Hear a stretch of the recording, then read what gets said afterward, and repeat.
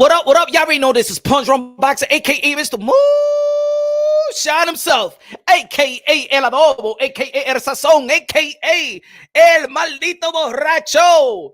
Ladies and gentlemen, first and foremost, God bless each and every one of y'all. Y'all already know we're scheduled to have Shawn Porter, two-time welterweight champion of the world. Great amateur background, great professional career, retired, future Hall of Famer. Man, and let's discuss a little bit about the sport of boxing before the champ shows up. Smash the like button on your way in, ladies and gentlemen, and shout out to Regis Prograis. If you haven't checked out the interview with Regis Prograis 2 days ago, man, it was a great interview. Talked about what he wants next. Teofimo Lopez is the #1 priority. He mentioned 5 names that he want to fight before he retires. That was Teofimo Lopez, Ryan Garcia, Josh Taylor, Adrian Broner, and Gervonta Tank Davis. Hey, a lot of money fights right there. A lot of money fights. I want him to get back with Josh Taylor as well. I think it'll be a wonderful fight with him and Teofimo Lopez, especially here in my city, Madison Square Garden, the Mecca. But he said he wanted a neutral ground. Probably Las Vegas. He's the champion, so I think he gets the right to pick. But good looking out, Regis Prograis. Good looking out the week before with Demetrius Andrade. And everybody that shows Punch Drunk Boxing and give me the opportunity and the honor to interview these modern day warriors, modern day gladiators. Y'all already know they put their life on the line for pure entertainment.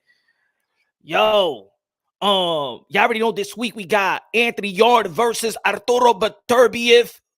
That's going to be a good fight. Of course, we're going to be looking close to that fight because we want to see who is going to be the one that's going to fight Demetrius Bivol for the light heavyweight undisputed. I'm going to be real with y'all, man. As much as Canelo Alvarez has power, as much as Canelo Alvarez won Demetrius Bivol, I don't want Canelo Alvarez to swing his big stick and you know what I'm saying, and try to mess this fight up because of course he got power, he got money, and probably Demetrius Bivol going to be like, oh, I mean, undisputed is good, but this $15 million undisputed, $20 million. Yeah, legacy, money, legacy. I don't know, man. But of course, the fans, what's good? Anali in the building, Brian Guzman in the building, what's good? Everybody in the chat. Andre in the building, Max in the building, what's good, man? Chick Smoke in the building, what's good, man? EA Loop in the building, what's good? So look, I understand this is prize fighting. I think that, you know what I'm saying, Demetrius Bivol should wait on it. I don't think that, he should. I just don't think he should fight Canelo Alvarez. I think he should go for his own legacy. He already beat Canelo Alvarez. I think that fight is always going to be there. If Canelo Alvarez wants to get his get back, it's always going to be there. Canelo Alvarez is young. You know what I'm saying? Nobody's going to age nobody out. So I think that Demetrius Bivol should concentrate in the win of Anthony Yard and Beterbiev and get that light heavyweight undisputed if he does beat Beterbiev, and then go get the Canelo Alvarez fight. Either or, whether he wins, whether he loses, he still got Canelo Alvarez fight because Canelo Alvarez he's gonna want that get back. Now, also we would have had good matchups. Of course, a couple of injuries has railroaded a couple of matchups. We were supposed to see Tim Zhu versus Jamel Charlo, but shout out to Tony Harrison and Tim Zhu not waiting. Shout out to Tim Zhu for not waiting because another fighter would have been waiting. At least he's not waiting. Look, even Ryan Garcia is waiting for Gervonta Davis. He wanted a tune-up or things of that nature, but of course, he does not want to mess up his big fight. Or no, he don't want nobody to throw a monkey wrench on that big fight that he's supposed to be having with Gervonta Tank Davis April 15, in which I'm trying to be optimistic about that fight is going to happen, but I'm pessimistic, man, because I mean it feels like Oscar De La Hoya. Shout out to Oscar De La Hoya, the Golden Boy.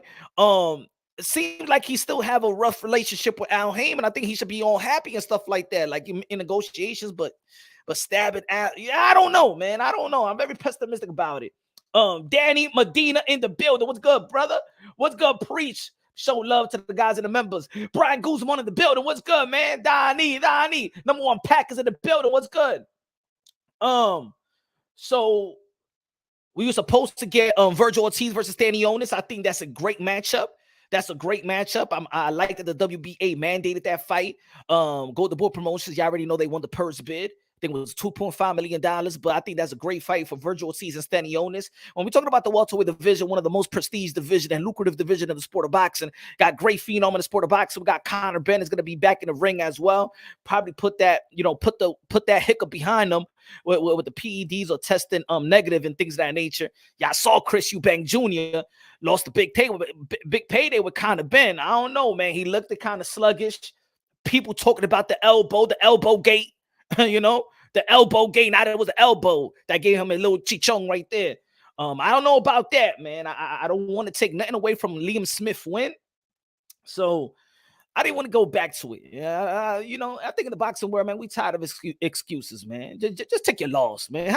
Can any fighter just take your loss? Just take a loss like a man, bro. Then pick yourself back up, Just take the loss like a G. You already a modern day war, modern day gladiator, so we already look like, yo, my man, you win, you lose. Yeah, at the end of the day, we still respect you that you climb those 3 steps inside that square circle and duke it out, man.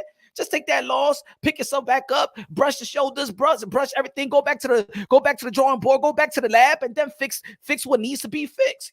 That's all we got. That's all you got to do, fighter. That's all you got to do. Look at Derek Chisora. Derek Chisora lost like 57 times. You know what I'm saying?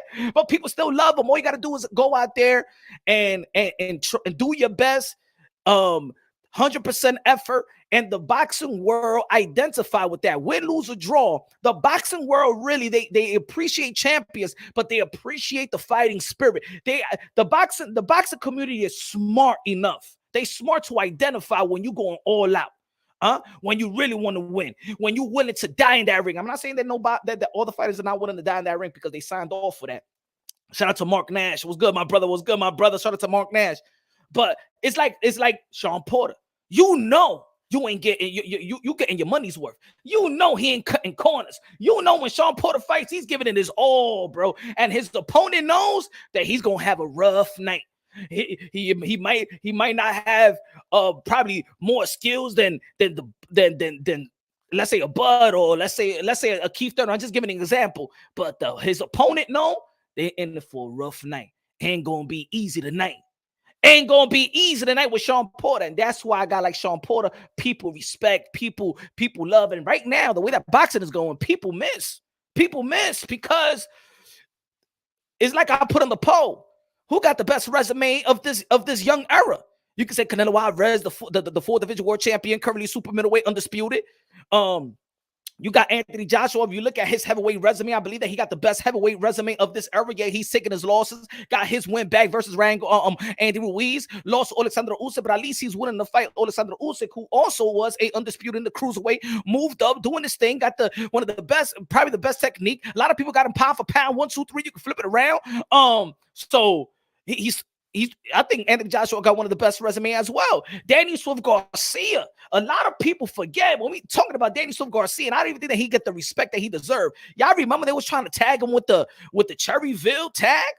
Nah, come on, man. Danny Swift Garcia, and he fought these guys in their prime. Lucas Matisse, prime. You know what I'm saying? And he fought good veterans as well. The Herreras of the world. He fought prime Lucas Matisse, prime Amir Khan. Damn, it's raining out here, man. Excuse. Damn, what's going on around here? What's going on? So, oh man, don't do it today. Don't do it today, man. Don't do it today. Don't F up today, man. It's snowing, it's ice snowing out here in New York City. Don't do it today to me. So boom, we got Danny Swift Garcia had Kendall Hawk in his resume. Zab Judah in his resume. What the hell is going on around here?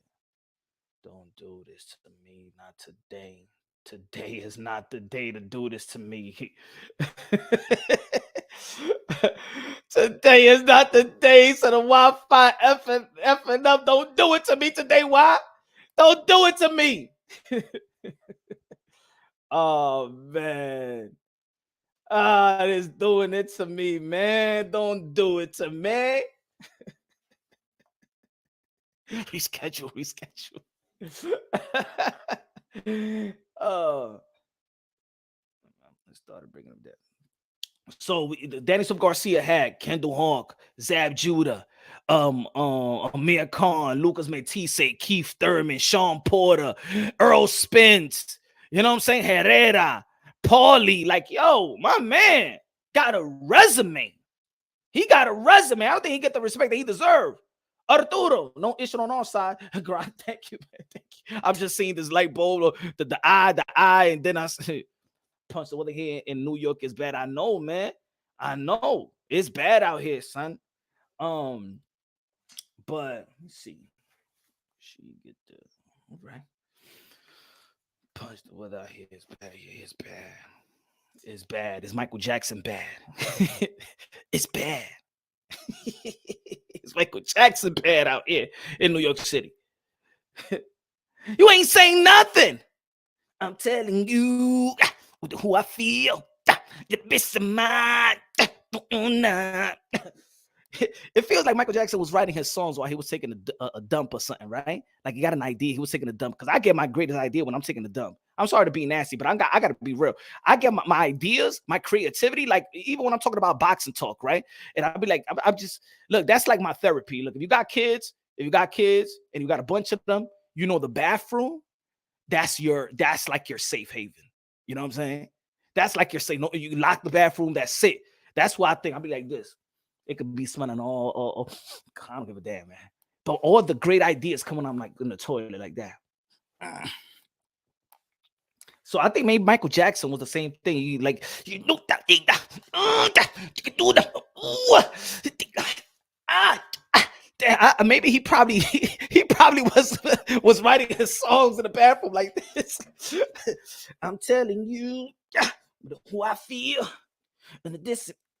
Don't stop. Man, to the people who can do it. To the Danish thing get nothing. To the people who do this shit smells bad. Smells bad. You know, wait. He's like, this shit smells bad. It's bad. You know, wait. Don't know. And it won't like that. This right there. Give me napkins. Who's bad? Raps all boxing knowledge in the building. The voice of the UK, London, bruv. Also did an interview. Oh, yeah, did y'all hear Mike Tyson? Another woman coming out the woodwork? 30 plus years? I thought the Me Too movement was slowing down, y'all. God damn, I thought the Me Too movement was slowing down. Now that Mike Tyson is back on top, now that Mike Tyson is doing great business move, now that Mike Tyson got his money up, here comes the Me Too movement marching. Well, we got celebrity. God damn it, women, the feminists. Who's gonna be the next? We got R. Kelly, we got Mystical, we got what's his name? Wiseman. We got them all. We need somebody else. We need something to stick. Who is it? Well, you know, Mike Tyson does got the reputation for violating the women. All right, and deal.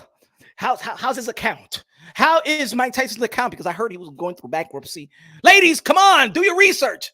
Well, Mike Tyson, he's one of the best weed dealers out there. Synthetic weed. He's back. He handled his bankruptcy. Okay, we're gonna get him. 30 plus. I'm sorry, y'all. And Bill Cosby too. No. I'm sorry, y'all. No. I don't give a damn if y'all don't like Ponte Drunky. I gotta keep it real. Yo soy el pastor de boxeo. You know what I'm saying? I gotta keep it real. No. And look, I'm gonna sound a little I'm gonna sound a little biased. Okay, I'm guilty of it, so I'm already letting y'all know before I even talk about this. Yes, I'm a little biased. I don't think that Mike Tyson raped Desiree Washington. That's just me. All right. Can I have my assumptions, man? Can I? There's people out there that thought that OJ did it. There's other people that feel like OJ didn't do it.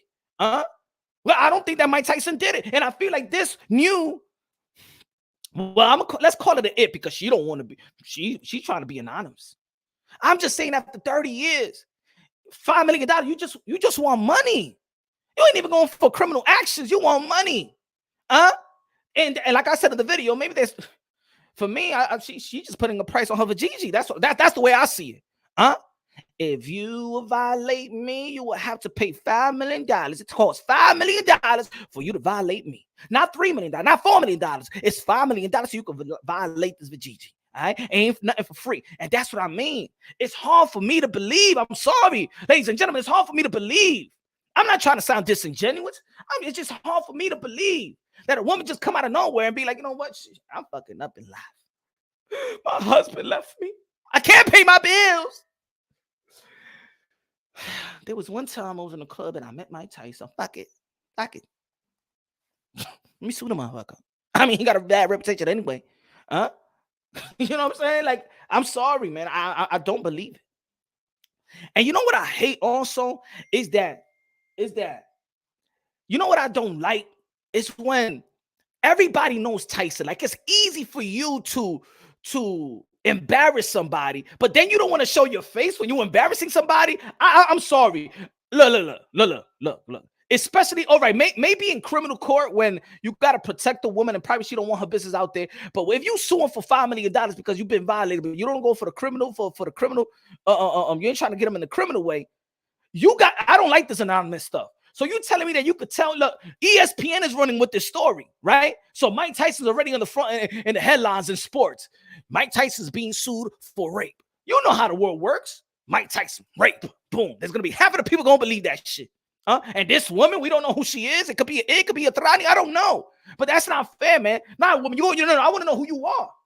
I want to know who you are. We know Mike Tyson. That's embarrassing because that is sticks. Mike Tyson got teenage kids, old kids, and now his daughter could go to school and be like, hey, I know your daddy did something. He violated a woman all the time. Oh my God, your dad is this. Now that's embarrassing. But this woman out here, now we don't know who she is, but she won $5 million. Hey, woman, you better come out the woodwork. I want to know who you are. 30 years, man. What's good? Boxing conversation with Reggie. Oh, and shout out to my brother. You know what I'm saying? Subscribe to his channel as well. Subscribe to Martin Nash. Subscribe to Rapstar Boxing Knowledge. But yeah, man, I'm sorry. Look. I don't give a damn if y'all be like, yo, Punch Drunk, man, disingenuous. What about and don't try to soften me up, all right? Don't try to make me feel guilty because the way that I feel, and you're gonna hit me up with well, Punch, don't you got a mother? How would you feel if it happened to your sister? How would you feel if it happened to your auntie? How would you feel if it happened to your daughter? And then y'all think you're gonna soften me up. It's true, because if it happened to my daughter, I would have killed him and stuff like that. No. Don't try to. No. I don't fall for that. I don't fall for that.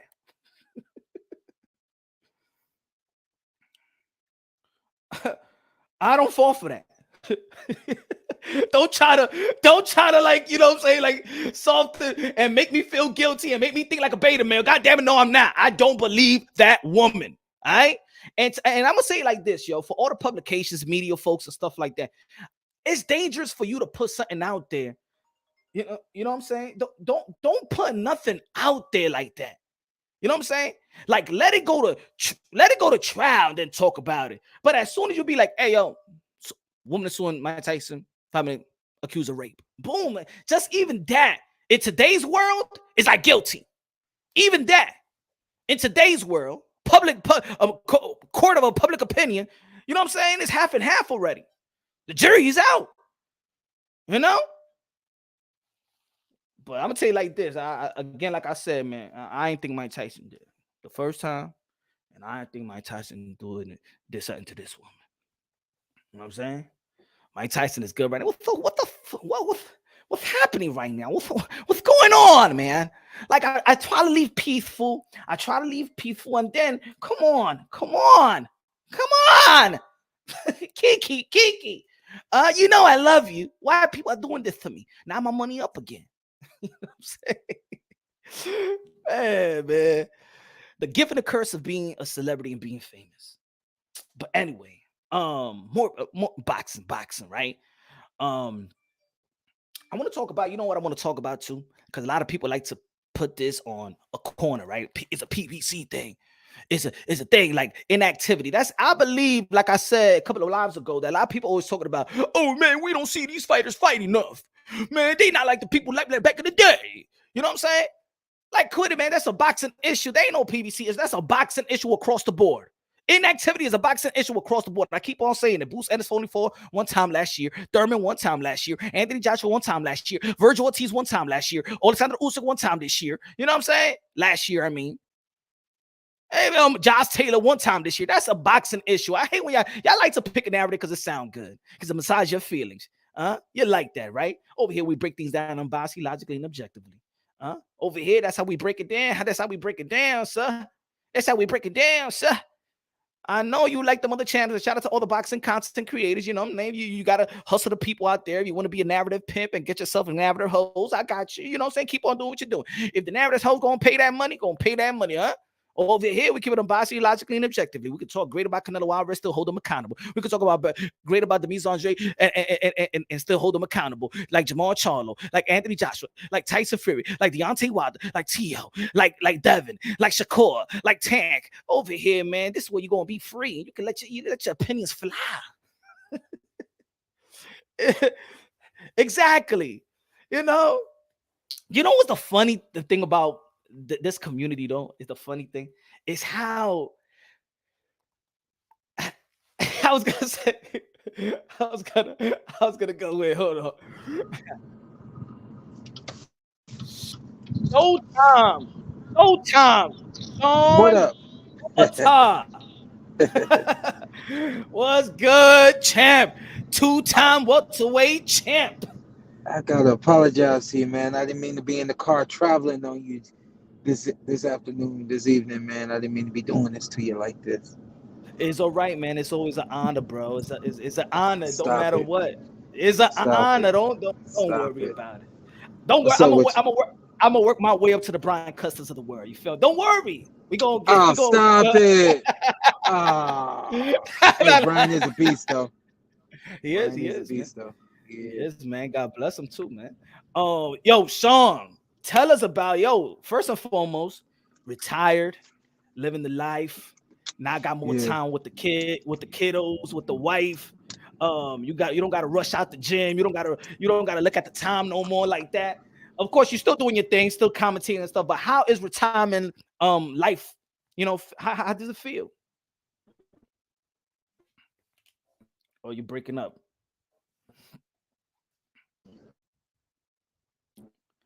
You're probably in the death spot. Yeah.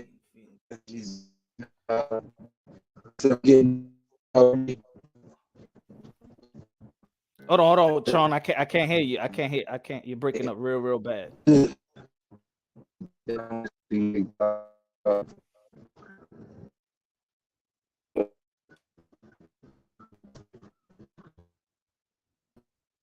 Hop out and hop back in. Hop out and hop back in.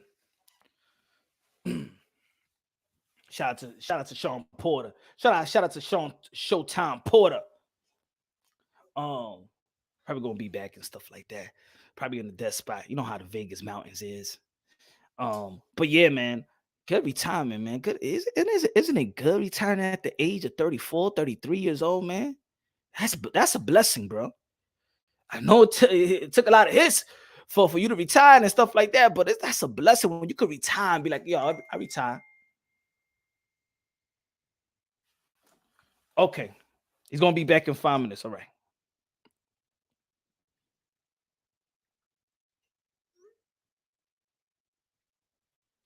All right. Let him get inside.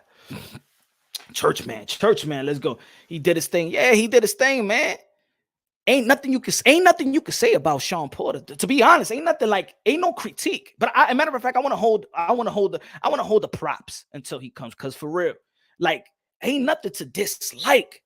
Ain't nothing to disrespect. I think that Shawn Porter is one of the most respected fighters of this era. Like, and this is what I really want to talk about when it comes to politics. There was nothing politics around Shawn Porter. There was no marinating fights around Shawn Porter. It was never I can't get this fight with Shawn Porter. Is at the other side of the street with Shawn Porter. You know what I'm saying? You know, Bud Crawford, when he wanted to fight Keith Thurman, wanted to fight Earl Spence. He got to fight Shawn Porter. Be like, all right, let me fight. Y'all don't want to. Y'all don't want to fight this man right now. I guess I got to do it because I'm the only one that fights everybody right in their prime. Let me go fight Bud since y'all want to talk about. You don't want Keith. I guess I got to do it, huh? I got to do all I gotta do all the damn dirty work right here, huh? Just like I was the first one to become a welterweight champion when I beat Demetrius Alexander, right? See, that is something that we just don't.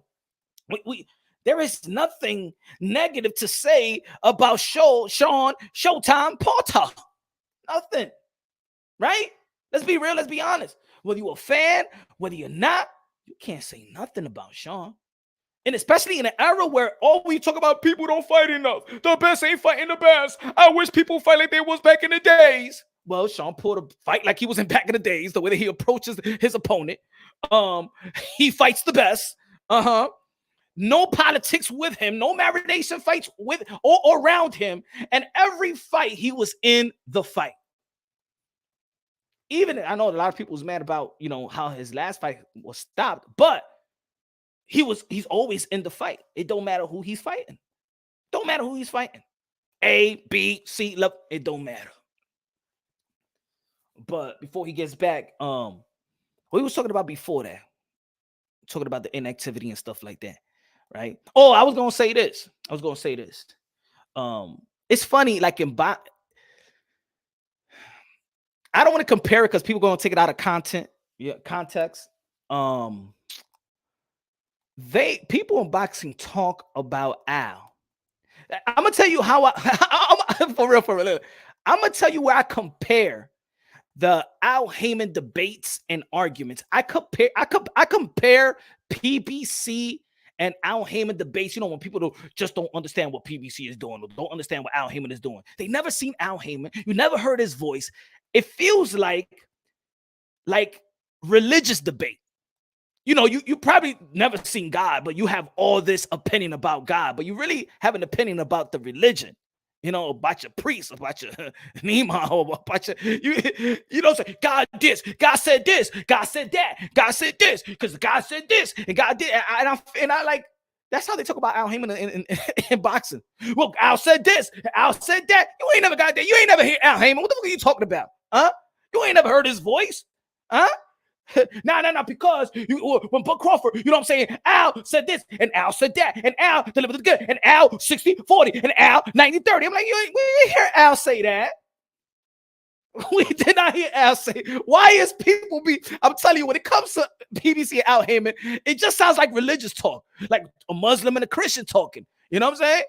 Nah, because Muhammad. Nah, because Jesus Christ is the way. Nah, but why do you have Jesus Christ in the Quran? You heard what he said, and then you heard what that, and then God said this, and then the pastor said that, and that's the will of Allah, not the will of Jesus Christ. And then it's the same thing with Al Heyman.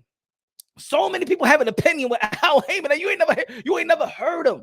This is why, even when we talk about the likes of the Earl Spence and the Buck Crawford debacle, people be like, "Oh no, Al Heyman," because Al Heyman told this to Bud, and Bud was going to be the last. Now that's what Earl Spence said, and this is why if Al is this big is a big puzzle, a big piece to what should happen or didn't happen, I'd rather hear from him.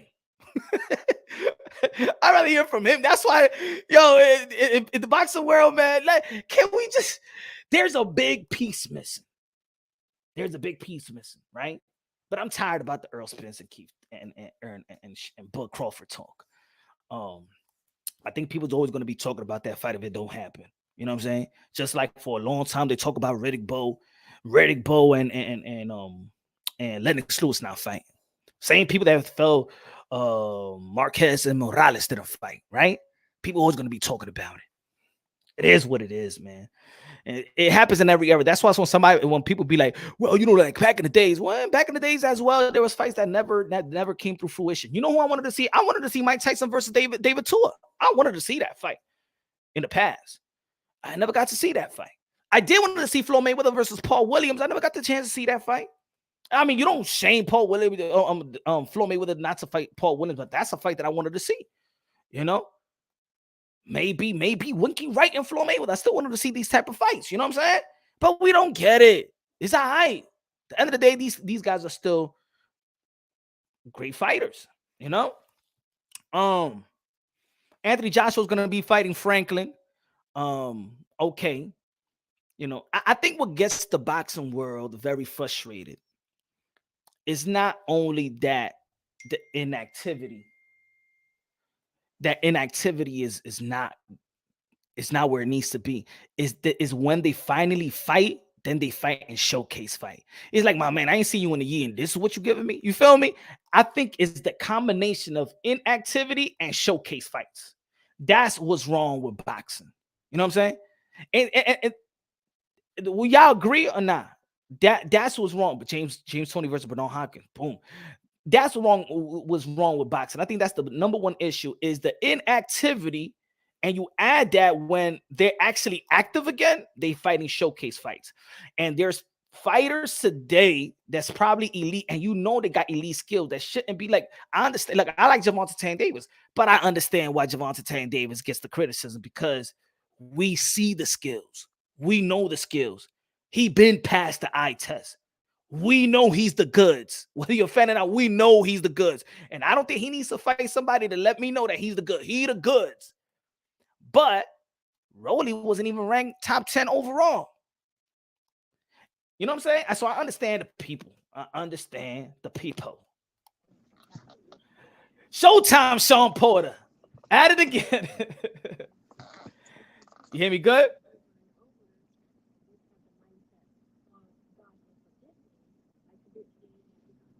You don't hear me?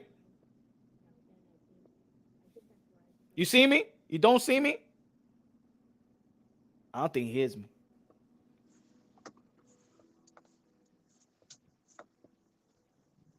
Shawn, I don't think he hears me. You hear me? Or no? I'm gonna try one more time. We on? You. How about God? Damn. More fights.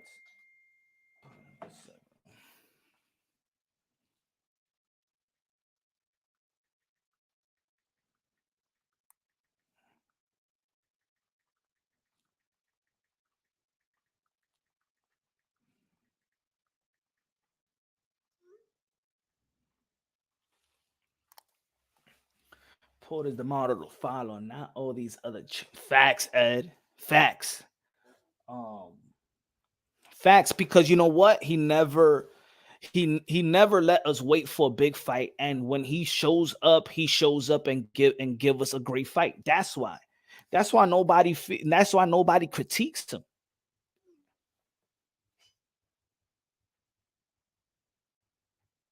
You know.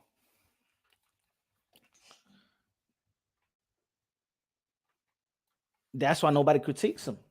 If your notification didn't go out because you posted full videos. Really? Nah. Hold on. Let me see. Let me see. How many videos I did post today? Mm-hmm. Let me see. Now, folks, y'all gotta press your notification bell. When you subscribe to the channel, press the notification bell again. It'll probably go into your settings, your phone settings. You know, come on, gotta show Punch Drunk Boxing love. But I think that's the issue. You know what I'm saying? Like, I don't have an issue with Anthony Joshua fighting Franklin because I take a good look at his resume. Canelo Alvarez, I've stated before, like it's just I'm not a fan of the John Ryder fight. You know what I'm saying? Gervonta Davis, Ryan Garcia. We got PBC doing their thing with Deontay Wilder. I don't know if that fight is signed because Deontay Wilder said that I don't think that Andy Ruiz got what it takes, or doesn't have anything to beat him, or I'm just paraphrasing what Deontay Wilder said. I want to see that fight, Deontay Wilder, Andy Ruiz. I want to see Keith Thurman versus Earl Spence. I want to see Gary Russell Jr. back in the mix. Because I feel like there's fighters out there that haven't exceeded the expectations or even matched their expectations. And that's the sad part. I want to see them, you know what I'm saying? Even Bud Crawford is accomplished, you know what I'm saying? 3-division world champion, undisputed at 140. But I think that his skill set, I think he deserves and needs more. He could enhance his legacy, I believe so. Jamel Charlo, I want to see him go to the 160 or probably take his WBC, the IBF or the WBA, and put himself in position to get a Triple G fight. You know what I'm saying? I think he deserves a fight like that. A lot of people know who Triple G is. I think that he deserves that type of fight. Hope that Jamal Charlo, his brother, is doing better. Shout out to Regis Prograis, being a good friend and sharing us his status. And I hope everything works out for Jamal Charlo. Hope his health is right. I hope his family is right. His kids, his even his I don't know if his still estranged wife or wife. Hopefully they co-parent or whatever, man. Whatever. I'm not a fan of kicking a man while he's down. I think this community do enough of that. And sometimes you gotta, like, we all humans in the end of the day. You know what I'm saying? Yeah, he might not have exceeded the expectation or matched the expectation of his career. He has not fought. I understand if people are saying that he should be stripped for the WBC. I think he's be put in recess or be stripped just so we can see the middleweight division. We need to see some fights. We need to see Triple G back in the ring as well. So let's see. Yo.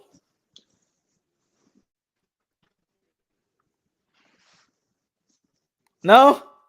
You don't hear me? Oh man. That's a good picture. You hear me? Nah, you don't hear nothing. What about now? I hear you, but I don't see you. You hear me? What's up? What's good? I don't see. Let me see. Hold on. Now I see a picture, but you frozen. But I can hear. But you can hear me though.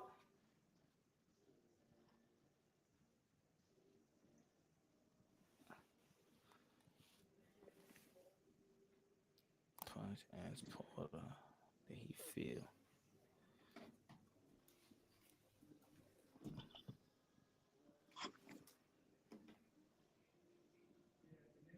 You hear me? You see me?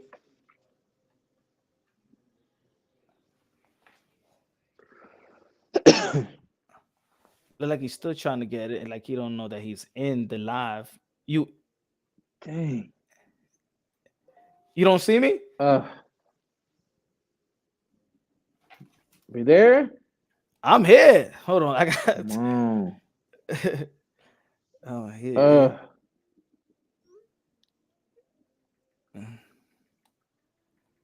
Sheesh. See.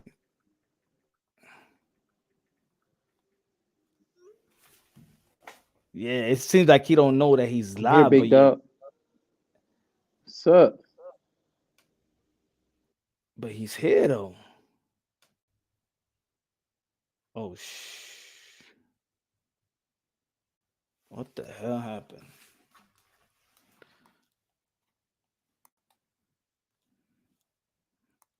Damn. Give me a sec, folks. Give me a sec. Give me a sec.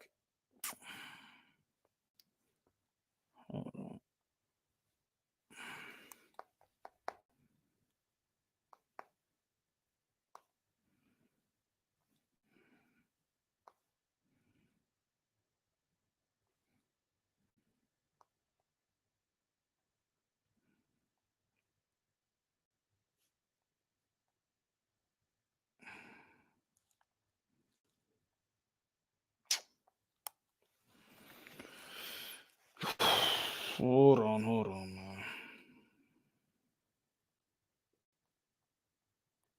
Coño, what happened? Y esta vaina.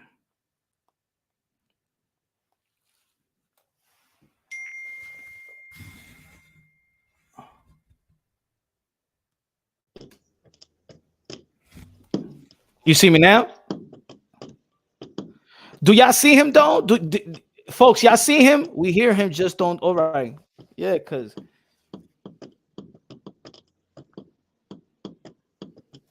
I don't understand. Maybe he got it. You.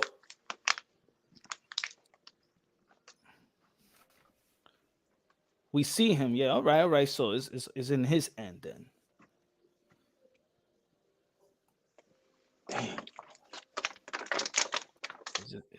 It's in it.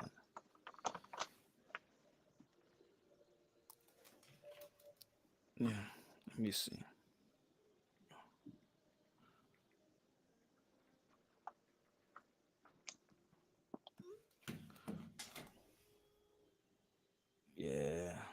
We don't hear him. He doesn't hear us. You hear us? You hear me?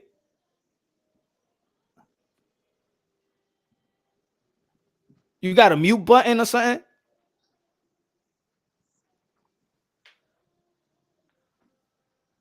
What is it? Metro PCS?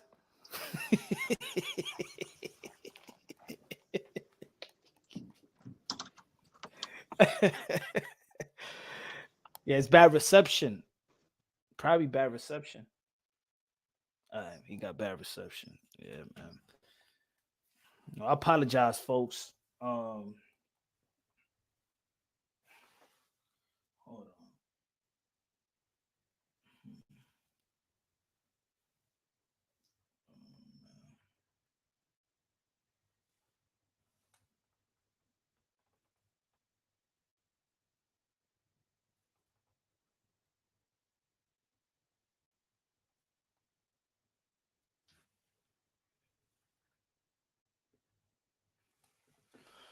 Have him exit out and resend the link. Let me see if I can resend this link. Man. Hmm.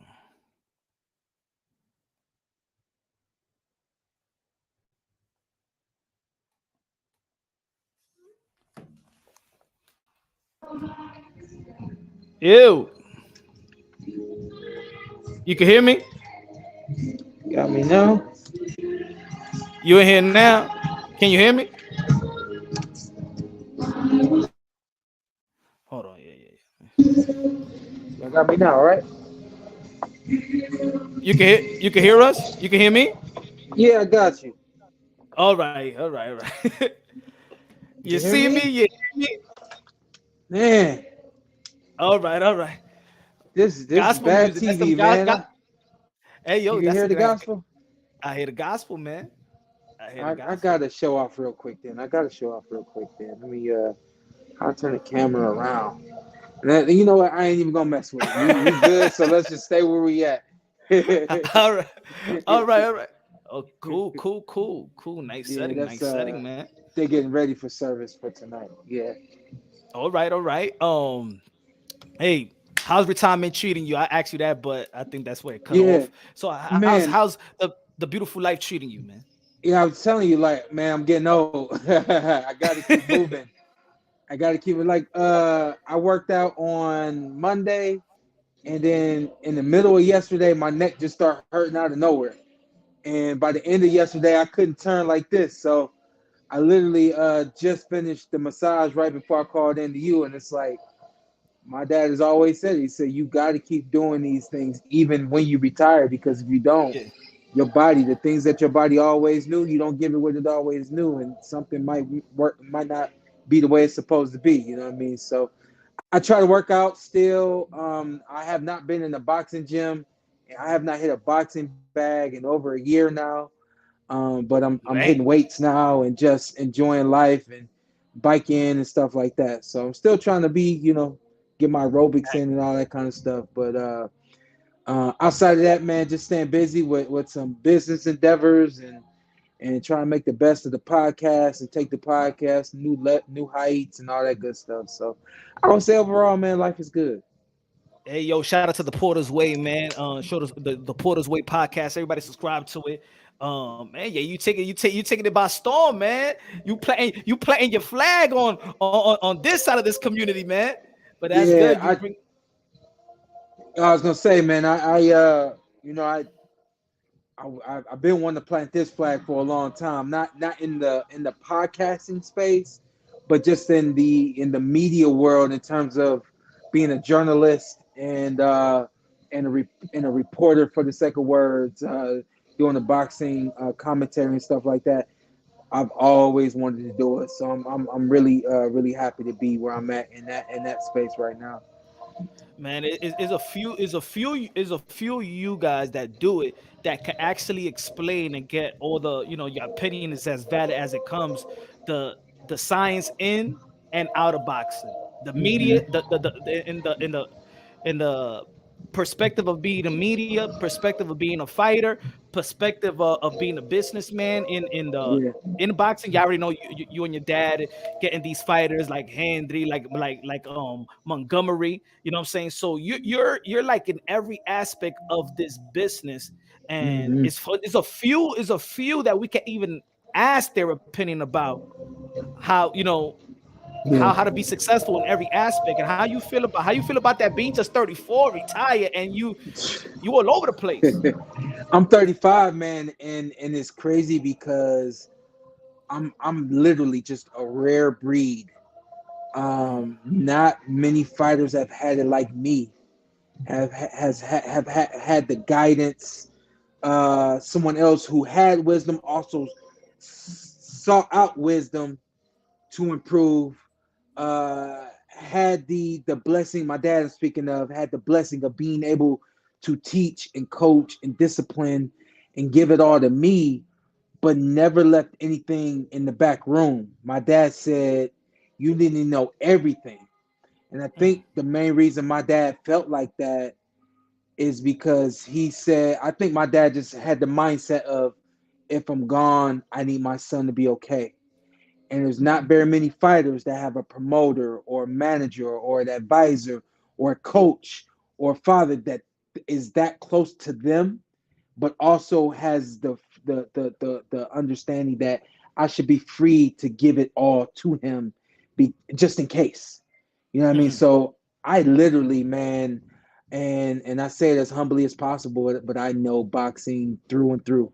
I know A through Z of boxing, and I can give it all to anyone at any point in time. I told my wife when I went down to the WBC convention this year, she said, "You're not boxing anymore. Why do you have to be there?" I said, "Exactly. I'm not fighting anymore, but people only know me for seeing me on TV doing commentary. I need Mhm. people to see me on stage doing something outside of commentary and outside of being in the ring for them to fully understand, or for them to start to understand the knowledge that I possess and how I can give it." And she's like, "All right, so what are you gonna do?" I said, "Well, they asked me to speak on a couple of panels, and I'm gonna go down there and I'm gonna shine." And was the second day they asked me to speak, and I spoke on basically what it meant to become. They wanted me to speak on what it meant to become a WBC champion. I spoke Yeah. on what it meant to become a champion, because I think that the same things that it takes to become a WBC, we all want to become a champion. And I spoke on that and it went viral, and I think that it was received very well. And it gave me an opportunity to show people that Shawn was really good in the ring. Shawn is really good talking about it, but Shawn knows some other things as well. So as I start to tackle some of the business aspects of boxing, it'll start to make sense to everyone. That's a blessing.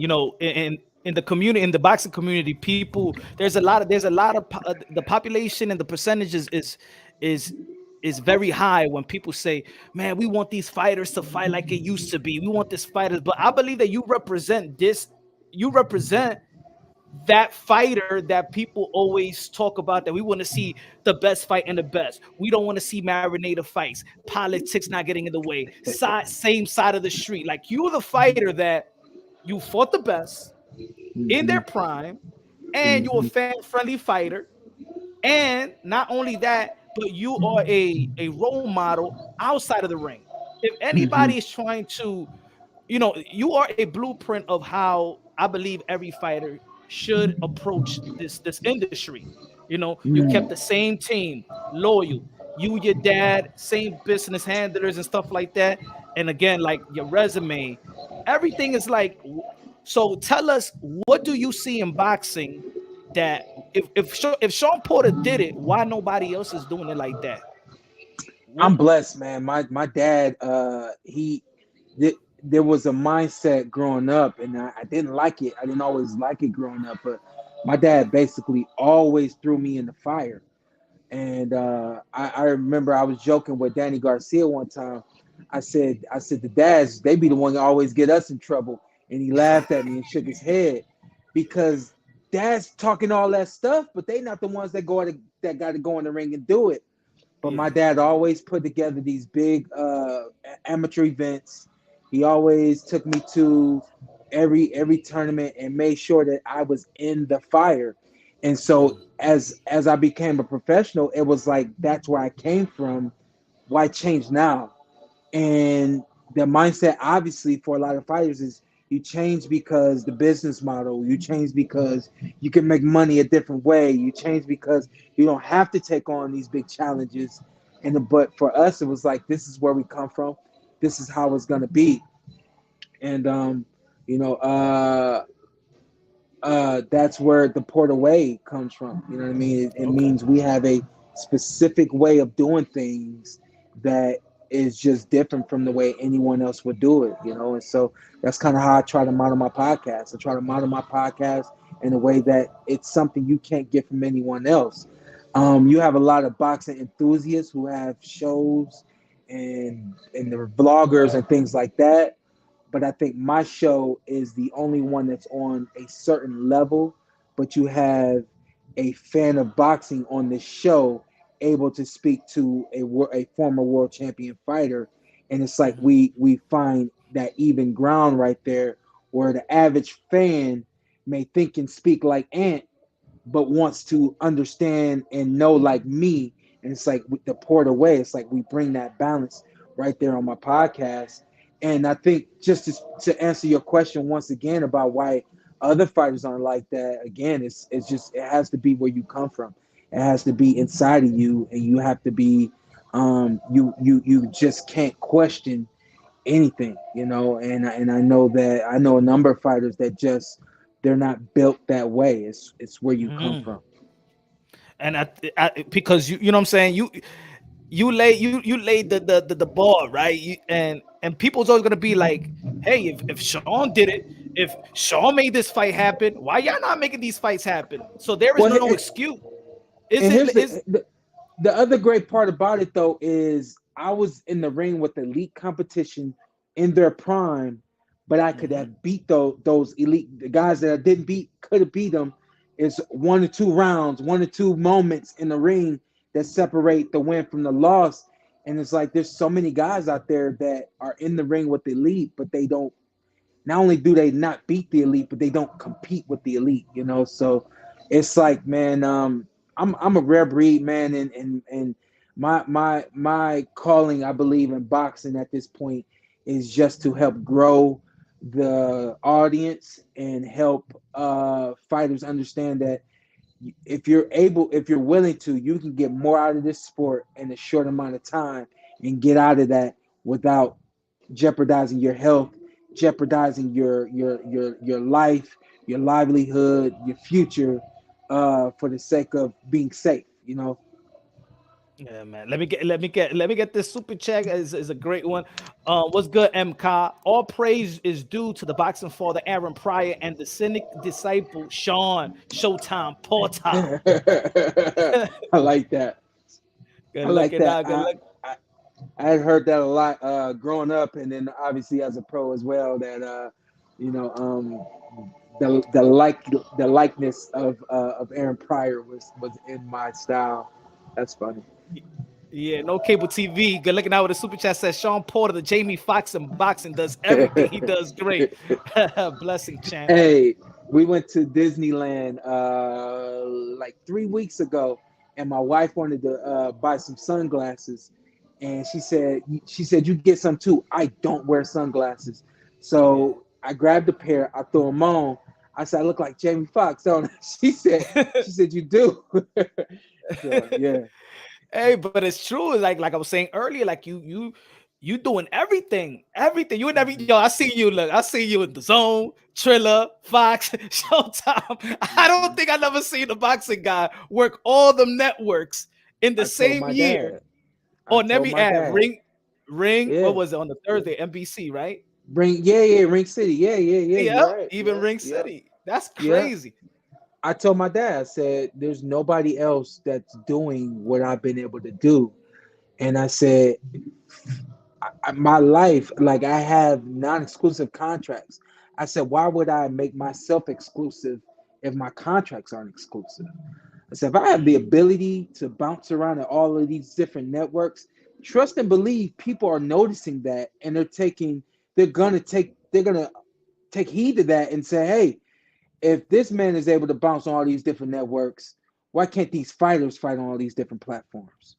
Mm. Why can't we change what we're doing and have this or that fight on this or that platform instead of what everybody knows? And to me, man, I Like, think it's a shame that ESPN is probably the biggest network in sports entertainment, and yet we don't have Tank Davis being mentioned on ESPN daily.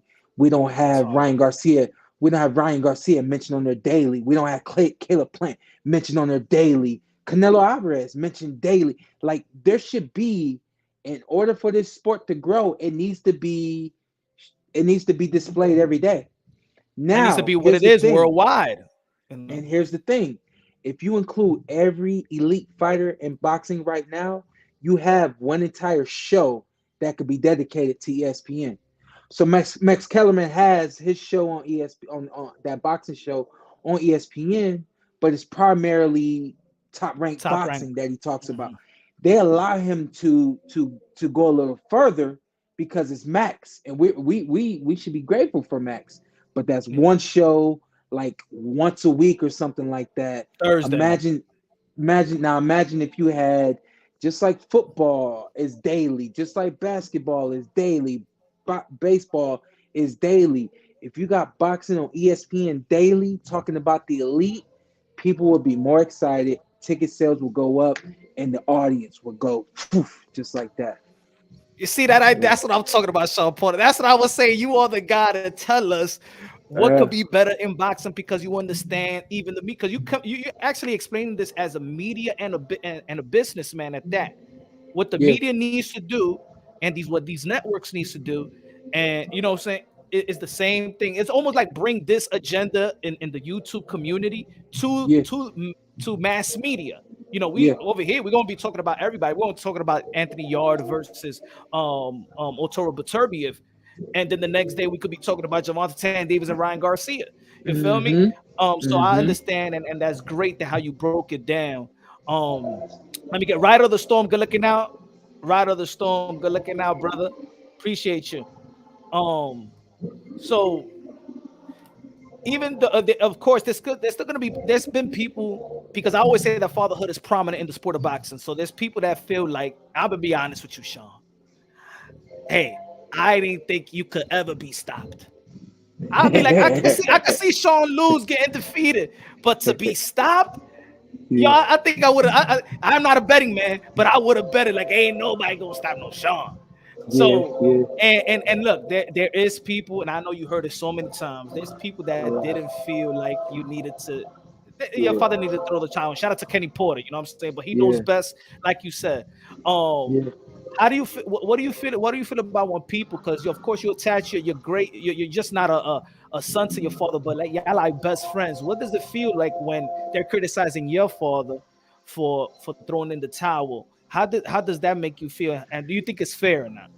You know what? Here, at the end of the day, I think my it's clear that my dad knows me better than anybody. I was having a moment in the boxing ring that I've never had before. It was a moment that he had never seen before. And so to even capitalize that, now he's having a moment that he's never had before, getting on the apron, throwing in the towel, so on and so forth. The end of the fight with Crawford was just a snowball effect of moments that my dad and I were having that led to the bad moment that I was having, that led to the bad moment that my dad was having. Man, listen, at the end of the day, we are past that moment. And I'm about to do some things when my dad just came to me, literally, what, day before yesterday, I believe. Just came to me, man. I'm about to do some things with my dad that's just going to y'all seen us have so many moments, and I think right now, because that was the last moment, that's the moment you guys are remembering.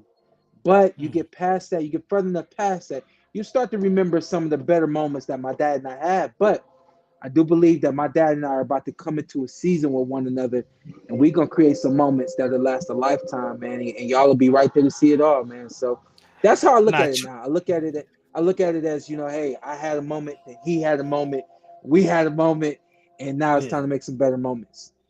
Nah, like y'all giving us way better moments than that. You know how the boxing world they like to Yeah, stick to the toxic and the negative and yeah, stuff like that. Like yeah, yeah, throughout this interview is my father, and that's the beautiful thing about it. I'm a father yeah, myself, and I yeah, remember when you said in the interview, I'm not sure if it's fight hype. I'm sorry, but you said that was the first time I said no to my dad. Hey, Sean, to this day, I haven't even sucked my teeth to my dad. I haven't even gone yeah, like this. yeah, My father told me go buy a gallon of milk. yeah, I can't even go. So to this yeah, day, so I understood when you said you're 30 plus yeah, years old. That's the first time I said no to my dad. And yeah, yeah. if people don't understand, man, it's unfortunate. There's people that probably never grew up with their dad, but that reminded me when you said that. Yeah, that was my dad. And that alone was a moment. That alone was a moment where he had never experienced anything like that. I had never experienced anything like that, So I mean, it kind of is what it is. At the end of the day, I do believe that Terence Crawford could possibly be the best fighter that I've been in the ring with. Between him and Errol Spence Jr., man. I've been in it. I've been through it, and I'm blessed to make it out. Yeah, I can't see you at the moment. I think it blacked out. Oh, my Maybe fault. Yeah, yeah. I had to probably you let my received a wife know phone where I was call. at. Nah, yeah, Okay, I got had to let my wife know where I was at. My fault. all right, cool. Yeah, But yeah, no, I like the relationship, and I like that you explaining for the people to understand. Like, yo, this is a lifetime work relationship, and yeah, a southern father, a business partners, yeah, teacher, student, and now it's yeah. going to be like partner. Now we're going to take this world of boxing by storm together, Hmm, in the hmm. same level, right? So shout out to Kenny Porter, one of the best guys in the sport of boxing, one of the great Absolutely. men in boxing, and I love the father and son combination. What do you see? Um, what do you feel about other people's other fighters, father and son combination, like you expressed Danny Swift Garcia? But let's say a guy like Teofimo Lopez and his dad, and let's say Earl Spence and his dad. His dad is in the corner, but he's not the head trainer, but he's been there Hmm, every fight. hmm. What do you feel about the criticism towards let's say a TO, or criticism towards those type of fathers that people be like, oh, he shouldn't be a trainer, he should fire his Yeah, dad, because they used to do that to your dad. They did it to yeah, Angel, yeah. I think my what. dad, over the course of time, I think we started to grow, and I think people started to see the growth of us both. I think people were able to understand that the things that I was doing in the ring, in terms of how I kind of transitioned my style, and we fought very game plan oriented and things like that. I think people were able to cut through and see that it wasn't just me in the ring doing things, but it was the man, my dad, be in my corner. Preparation was key, things of that nature.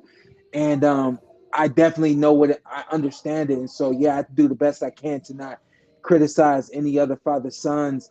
And what I like to do is just give advice based on experience, and also you may not know this, but I have a life coaching certification. So I've gone through psychology. I've been taught uh, uh, the verses of psychology. So I understand the psychology of a father and a son, or a family, or two family members who are going after a goal. You have to have the same mindset, and you have to be one accord. And that was something that my dad and I, no matter what we went through before fight, in camp, out of camp, 3 months before, anything, on the night of, the week of, we was on one accord, and you could not get us off our trail. You know what I mean? So when I see T.O. and his dad, I think his dad needs to grow.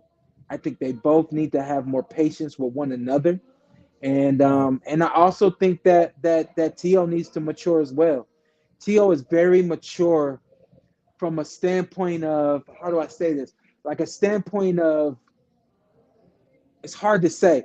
like as a man, he's matured, but as a fighter, he needs to mature. And what I mean by that is, if you take a look at when he fought Lomachenko and every fight that he had before Lomachenko, he was always after this rah rah. I'm going to intimidate you, and when I get in the ring, I'm going to hit you, and there's nothing you can do about it. After that Lomachenko fight, of course, he has the fight with Kambosos. I think to a degree he intimidated Kambosos, but Kambosos was just like, I'm not going for that. Kambosos fought past the And the intimidation intimidation. Mm-hmm. and fought back, and I think that for a long time was the first time that Lopez had somebody fight him back.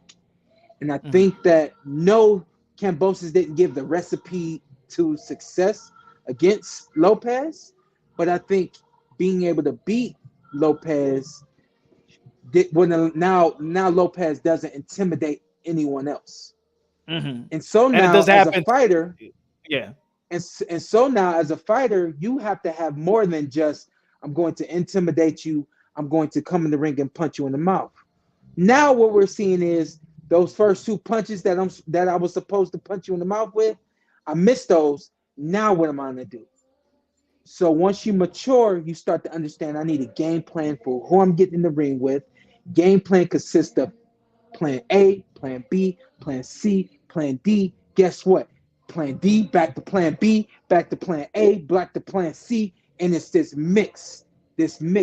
And when you mature, you're able to work yourself through a 12-round fight, mixing it all up, doing whatever it takes at any point in time to be successful. Not only win, but look good doing it. And I think we've seen him struggle now. I think those are mental struggles because he's Mm. not matured. There has to be this maturation that he needs to go through. And I don't know now at this point if it's training that's going to mature him, or if it's the father and son coming together saying, hey, this is what we need to do. This is who we're going to be. And if they're going to have to mature together, I'm not sure what it is, but I can tell you what I'm looking at is an immature former world champion who can become a world champion again. He just needs to mature a little bit more. That's good insight on that one, because he is a good fighter, and there's a lot of good fighters as well. Like, you was knocking everybody out in the amateurs. They used to call you Little Mike Tyson. So Mm-hmm. Shawn was knocking everybody out in the amateurs. So you also had to learn that from a fighter. Like, you ain't gonna put everybody down, and then little by little you become this 12-round fighter that's gonna have several game plans, keep it consistent, keep that pressure going and stuff. And we seen it with one of the best matchups that I said actually led the welterweight into a new era, is when you fought Keith and Tom Thurman. After Mm-hmm. post Manny Pacquiao Floyd Mayweather, what's going to be next, right? And Yeah. when you had that fight in a time where I believe boxing was in a cloud, right? We don't know where boxing Mm-hmm. was moving. The heavyweight Mm-hmm. division was not where it was, and then here comes this fight: Shawn Porter, Keith Thurman, and regardless who won and who lost, it was a standing ovation. We're Yeah. going into this new era. Yes. Oh man, I love that. It was good. It was Hey, good. it's still a classic. It wasn't It a was good, it good. was a classic. Game Boy Ink said, what was Sean's most brutal fight? Probably that one. my my fight my fight with Andre Bertel was, I think, the most exhausting fight that I had been in as a professional fighter. Oh, you had a bunch of stitches, probably that. Yeah, man, we just, our styles, we kept having those head clashes, and I mean, he stood up to it all. I think that fight went 7 rounds, 8 rounds, and only in 7 to 8 rounds I was exhausted. I mean, he Mhm. was strong. That was, I would say, the most brutal fight that I've been in. Yeah. Yeah, man. I remember that fight. I'm like, damn, they just headbutting each other. This is WWE right now. Boom, you go, boom. Yeah, I'm man, like, it was I did not. Yeah, it was too. I know, it and I know was that you wasn't even satisfied with that fight after during the post fight. Like, oh man, it was. nah. It was there was a lot of there was skill involved, but I think definitely that was one of those fights where it was like, get me before I get you, kind of, get you Yeah. before you get me kind of fights. You know what I mean? But look, hey, again, look, I had an interview with Demetrius Andrade recently. He's back in Showtime. Showtime, that's your boy Yeah. as well. Y'all got history in the amateurs. I want to know your take on him being back in Showtime, and your take on what Tyson Fury just said in a recent interview with Radio Raheem about that the Demetrius Andrade is the boogeyman, is the most avoided fighter. He's not getting his opportunity, and Tyson Fury said that these fighters like Canelo, Triple G, Charlo should give this man an opportunity. It's not Demetrius Andrade, it's them not giving him the opportunity. What do you feel about Demetrius Andrade back on Showtime and the comments that Tyson Fury made? Yeah, Tyson Fury, just to go back all the way back, Tyson Fury came over to the United States and fought in this like triad fight that we had, tournament that we had right after the Junior Olympics. The winners, the number ones and number twos from the U.S. stayed for 1 week. We did a training camp, and then we fought against England, Scotland, I believe Scotland, Australia. Maybe it wasn't Scotland, Puerto Rico, Mexico, and Tyson Fury was there at that tournament. I don't remember. I'm pretty sure Tyson Fury won. Demetrius went on to beat me and win that tournament way back in the day. And so I think when Tyson Fury says things like that, he's thinking of knowing Demetrius Andrade, the thoughts of Demetrius Andrade ever since we're teenagers. This guy has always been great. He's still great. Nobody has just given him an opportunity. I feel the same as Tyson Fury. I don't prefer boogeyman. I prefer to say he's the most underrated fighter in boxing right now. I think Mhm. he restored my belief in that fight that he just had a couple weeks ago. Hey, hi, Sean. Yeah, I was just checking. almost done. God bless. Yes, sir. Thank you. I With think he Demar restored. Nicholson. Yeah, he restored my faith in that statement with that fight. I felt like he was sharp. I felt like he came in and did his job. Of course, we wanted the stoppage. I felt like there were some things he could have done to get the stoppage, but he's not Shawn Porter. He fights a specific way, and he does not get out of how he does his thing. And the interesting part about how he does his thing, it's going to lead to a ugly night for anybody who's in the ring with him. It's going to lead to a whole bunch of swinging and missing from anybody who's in the ring with him. Boo Boo, and I love to see him at 160. I'm not sure if he can fight at 160. I do like him at 168. I think he needs to get strength at 168, but I think he gets in the ring and he beats just about anybody at 160 and 168. He to me he's the guy. Of course, that's a little biased opinion as well. We got Caleb Plant and David Benavidez getting in the ring soon. That's the best fight at 168. And 168. Both of How those about guys have a long night with Boo Boo. And it's hard for me to pick winners between that three right there. that trio? Yeah, that trio right there. Charlo, I don't think can hold a candle against Boo Boo Andrade. I think that's just too much skill, too much talent, too much awkwardness, too much intuitiveness, too much fast reflex, defense. Boo Boo's the real deal, man, and is now I think that he's gonna get those shots that he needs. This is what I said on my podcast. I said that he wanted to look good, but he really couldn't afford to look too good because he might scare people off. But he couldn't afford to not look good enough for people to say, Yeah. well, you're not a draw, well, you're not gonna bring money. He gonna talk his way into the money. He gonna talk his way into the fight. Don't as the opponents, they're all gonna hide behind that. I'm telling you right now, they're gonna all hide behind. He's not the ticket seller. He can sell some tickets. Put him on the Yeah. stage. Exactly, and I've been saying that for a while. Like even when he fought in Providence, he sold tickets like Shakur sells tickets in Newark. Like, come on, man! Like they Nobody, create this narrative. because those aren't the cities that people historically fight in. Nobody wants to go to Providence to fight. So what you'll say is, well, nobody's going to go to Providence to watch him. What can he do outside of Providence? It promote the fight. Exactly. if you promote the fight, you give him a platform, he's gonna promote the fight. And Mhm. anybody that is checking on the betting odds and saying Demetrius is gonna lose to this or that guy, Demetrius, all this will quickly make you think second. And then Yep. when he gets in the ring and puts it down, he gonna handle the rest. What do you think Demetrius Andrade versus Canelo? What do you think about that fight? Let me get you. I don't believe that Canelo is who he was 2 years ago. Who did he fight right before he fought Bevo? Was it the English fighter? No, it Plant. was It was Plant. it was Plant. It was Plant. But before Plant was the English fighter, Billy Joe Saunders. Billy Joe Billy Joe Saunders. Saunders. I don't think Canelo. I don't think Canelo has is who he was. Who I don't think Canelo is now who he was when he fought Billy Joe.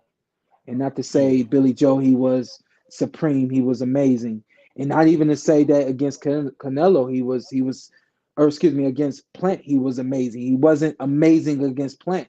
He broke Plant down and he capitalized on the moment. But I think that the Canelo that we will be seeing now, we're seeing a Canelo who gasses out.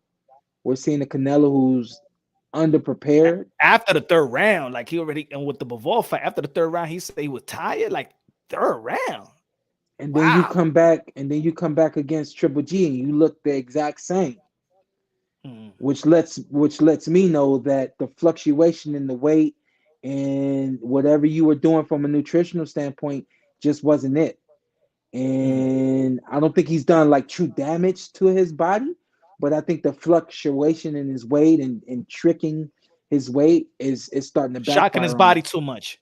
He's probably shocking his body too much. He Hmm. went vegan. He was vegan leading up to the Bivol fight. How you gonna move up and decide to go vegan now? You know what I'm saying? I'm not saying vegan ain't good. I've been vegan, Yeah, but now yeah, when you try yeah, to yeah. muscle up, You that just wasn't a good move. You can't move into another weight class and then change other things. You know what I mean? That would have been like me trying to fight Terrence Crawford and changing my corner. It just doesn't make oh yeah, sense. yeah, yeah. It's the exact same thing. That's Mhm. preparation too. You know what I mean? So I think that if he doesn't have more than one game plan and he's swinging and missing against Boo Boo, it's gonna be a long night, and I can see Boo Boo winning that fight. Of course, you do have the judging and all that kind of stuff, but uh, I don't know, man. I think Boo Boo in the ring with anybody is a long night. Yeah, I agree with you. Shout out to Day. He says salute to both. For those who say you was 1 foot in retirement fighting Bud, if you had beat him, you for sure would have ran it back with Spence for a rematch, unification for undisputed, wouldn't you? No, Oh, that means that was your last fight. Then you ready? It was set. yeah. I got involved with the movie. Probably my fight with Bud was in 2021. I probably got involved with this movie at the early part, yeah, like right around January of 2021. And they were wanting to make announcements and they were wanting to have me more involved doing all these different things. I said, listen, we can't make any announcements. I said, I got this big fight coming up. I got to handle this business. If I make any announcements, people aren't going to think that I'm prepared. They're going to think I'm focused on other things. I said, leave me alone. Let me do this. I'll hit you up as soon as this fight's over. And I told them, I said, this is my last fight. I said, you can, Mm, I'm not asking y'all to wait on me and then I'm gonna continue doing my thing and make y'all wait any longer. I said, this is my last fight. I'm ready to move into another phase of my life. Just wait for me to mm. finish this fight. After I did that fight was like November 24th or something around there. I flew out to DC the first or second week of December and I shot a teaser reel. We have put that teaser reel out for the movie that I'm projected to do the lead in. But I'm Cool. literally, man, I knew where my life was taking me. And as I approached that, when the WBO announced me as being the mandatory for Crawford's belt, I was like, this is what I've been waiting on. That's the moment. After that moment, I'm done. So I Mm, don't think I was underprepared because I had one foot out the door. I don't think I had more focus on other things, so I had one foot out of the door. My mind had been made up, and this is true story. And go and look at go and look back at this fight too. My fight, what I said was the most brutal fight of my life, was Andre Berto. Berto. Go back and look at that fight. At the end of the fight, my hands were up on the ropes, and Yeah. it was 8 or 9 rounds. I mean, like I was standing there, I was thinking to myself, I don't know how many more times I'm gonna do this. And what y'all get, like four fights, 4 more fights, 5 more fights out of me, Yeah. 6 more maybe. I was thinking about retiring way back then. And you was It's just busy throughout the hard. pandemic. You still busy throughout the pandemic. It's hard physically, it's hard mentally, it's hard emotionally. You have to be special in order to be at the top, stay at the top, and do it how I did it. You have to be special to do it how I did it. The way I fought kept me safe in the ring. My aggression actually proved to keep me safe in the ring because I was going at guys, preventing them from coming at me. You know what I mean? Yeah. So I did everything I had to do, needed to do, and the rest that I'm getting right now was well worth it. And I'm using this time to give back to this sport. abchamps.com. Check that out. That's my amateur boxing platform Oh to yeah. help It was gonna expose ask you that. Mhm. like what's coming next to the professional ranks. You know what I mean? Like And I'm working hard, so just as hard as I we work need in the that. ring, yeah, we do. We Yeah. need that because I'll tell you this, because I was an amateur head. I was losing love for professional boxing. And I Ooh, fell in love back with boxing because of your class. Thurman. That's how I became a Thurman fan. He that's was the what's man. He up. was Samson. That's He was what's up. Yeah, Samson. yeah. You know? Yep. So it was Thurman. And then when Demetrius Andrade beat Thurman, I said, who the hell is this guy? Because this guy's is knocking everybody out. Then who's Oh Demetrius yeah. Andrade? And then the Charles Hatley. He was like my favorite Texas fighter. You go all the way back there, huh? I go, yeah. And when you beat Dang. Jacobs, that's why they used to call you the little Mike Tyson. They call Keith Thurman Samson. Gary Russell Jr. was like the evolution of speed and power back then. Who else was like, y'all was like that's when people talk about Shawn Porter. I said, nah, this guy was knocking everybody out of the amateurs. You know? Yeah. That was like my first. So when y'all became professional, it was like that's why I talk so much about Andre and I talk about Thurman, Shawn, Gary Russell. He just been inactive, but he was one of my favorite fighters coming up. Deontay Wilder don't have a large amateur sting, but of course he was in the Olympics, and we was like, I remember when Golden Boy signed him, and we was like, that's it. We gonna get a heavyweight champion. Yes. The battle of Danny Silva in the East Coast, Danny Silva Garcia, but Crawford, we knew about that. To be honest, I never thought that Bud Crawford was good, but I never thought he was going to be pound for pound #1. I think he's grown substantially from the amateurs to the pros. Do you agree on that? Yeah, 100%. I mean, we always knew he was like he had the it, but it was like between the politics of amateur boxing getting in his way and then him getting in his way, it was like you just never knew how far he was going to take it. My man matured.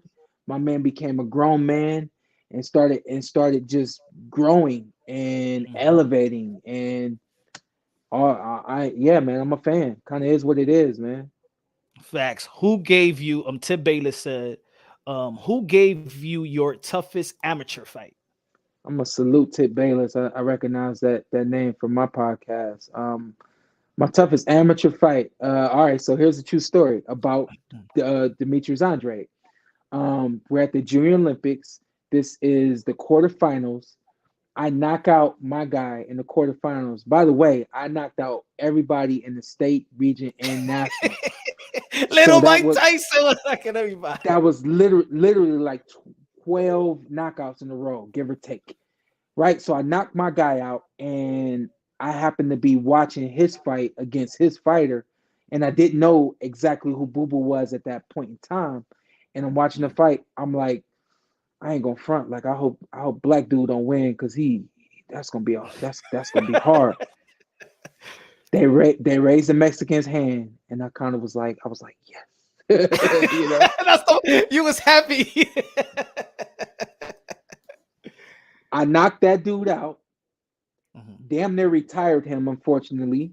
And then go on and win that tournament because I knocked him out. He couldn't stay and fight in that next tournament that we were going to do, that international that I mentioned earlier. And then the guy that I fought, I knocked him out, so he wasn't allowed to stay down and compete either, which bumped Boo Boo up to staying and competing in that international tournament. And it was that fight played exactly how I knew it was gonna play. He just counter punch, southpaw, awkward, ugly, and at the end of the fight, I already knew I lost. Is what it was. You fast forward 2 years later, now he's going on into the men's division, and he just making noise. I'm at home because I didn't make it out of my state at my Yeah. first year in the men's, and I'm hearing about Boo Boo like doing big things, right? We fight each other in the under 19, the championships of the under 19 championships. And between us fighting when we were 16 and then us fighting again when we are 18, he goes on and wins the Golden Gloves, USA Championships, POW. He's winning everything, only lost one time. That dude happens to be at the national tournament that we're at. I said, hey man, how did you beat Demetrius Andrade? How did you beat Boo Boo? He said, man, you got to counterpunch him, man. You can't let him counterpunch you. He said, you gotta force him to punch first. If you force him to punch first and you counterpunch him, you gonna beat him. I said, that's how you beat him? He said, yeah, man, that's how I did it. 4 2-minute rounds is what we was doing back in the day. For Yeah. 4 2-minute rounds, I got my dad saying, go after him, Shawn. What are you doing, Shawn? You gonna lose, Shawn. What are you doing, Shawn? In between each round, what are you doing? You got to go after him. Double jab right hand, go to the body, stay on him, pressure him, pressure him. And after each round, the points is close. I'm up around by 1 point. He's up one round by 1 point. The points were super, super close. My dad, like, you gonna lose this fight. Why are you fighting like this? You gonna lose this fight. I didn't tell my dad that I talked to Brad Solomon. I don't know if you know that name, but I Yeah. No, talked to no, no. Brad Solomon, and Brad said this is how you beat him. So for 4 2-minute rounds, I did what Brad told me to do. I ended up beating Demetrius by like 1 point or 2 points. This was the semifinals of that tournament. Same That's what's night, my up. dad comes up to me and he says, hey man, why were you fighting like that? I said, I talked to Brad. Brad told me to counterpunch him, and that's how I was going to win the fight. My dad said, so you talked to Brad. I said, yeah. My dad said, and he told you to counterpunch Boo Boo. I said, yeah. He said, so you gonna listen to Brad instead of listening to me. I said, Dad, I did what I felt like I needed to do, and we won. He said, all right. He said, listen, you can't fight like that tomorrow night. Or you're not gonna. Yeah. I did what I had to do, Dad. He said, you got that one out your system. I said, yes, sir. And we went on to win that Yeah, tournament. But you sound just like him. Like those are the words that I heard Kenny use. You talk to him, huh? All yeah, right. Like yeah, he'll be like, "Oh, you yeah, talking to some? All right, let me see. yeah. All right."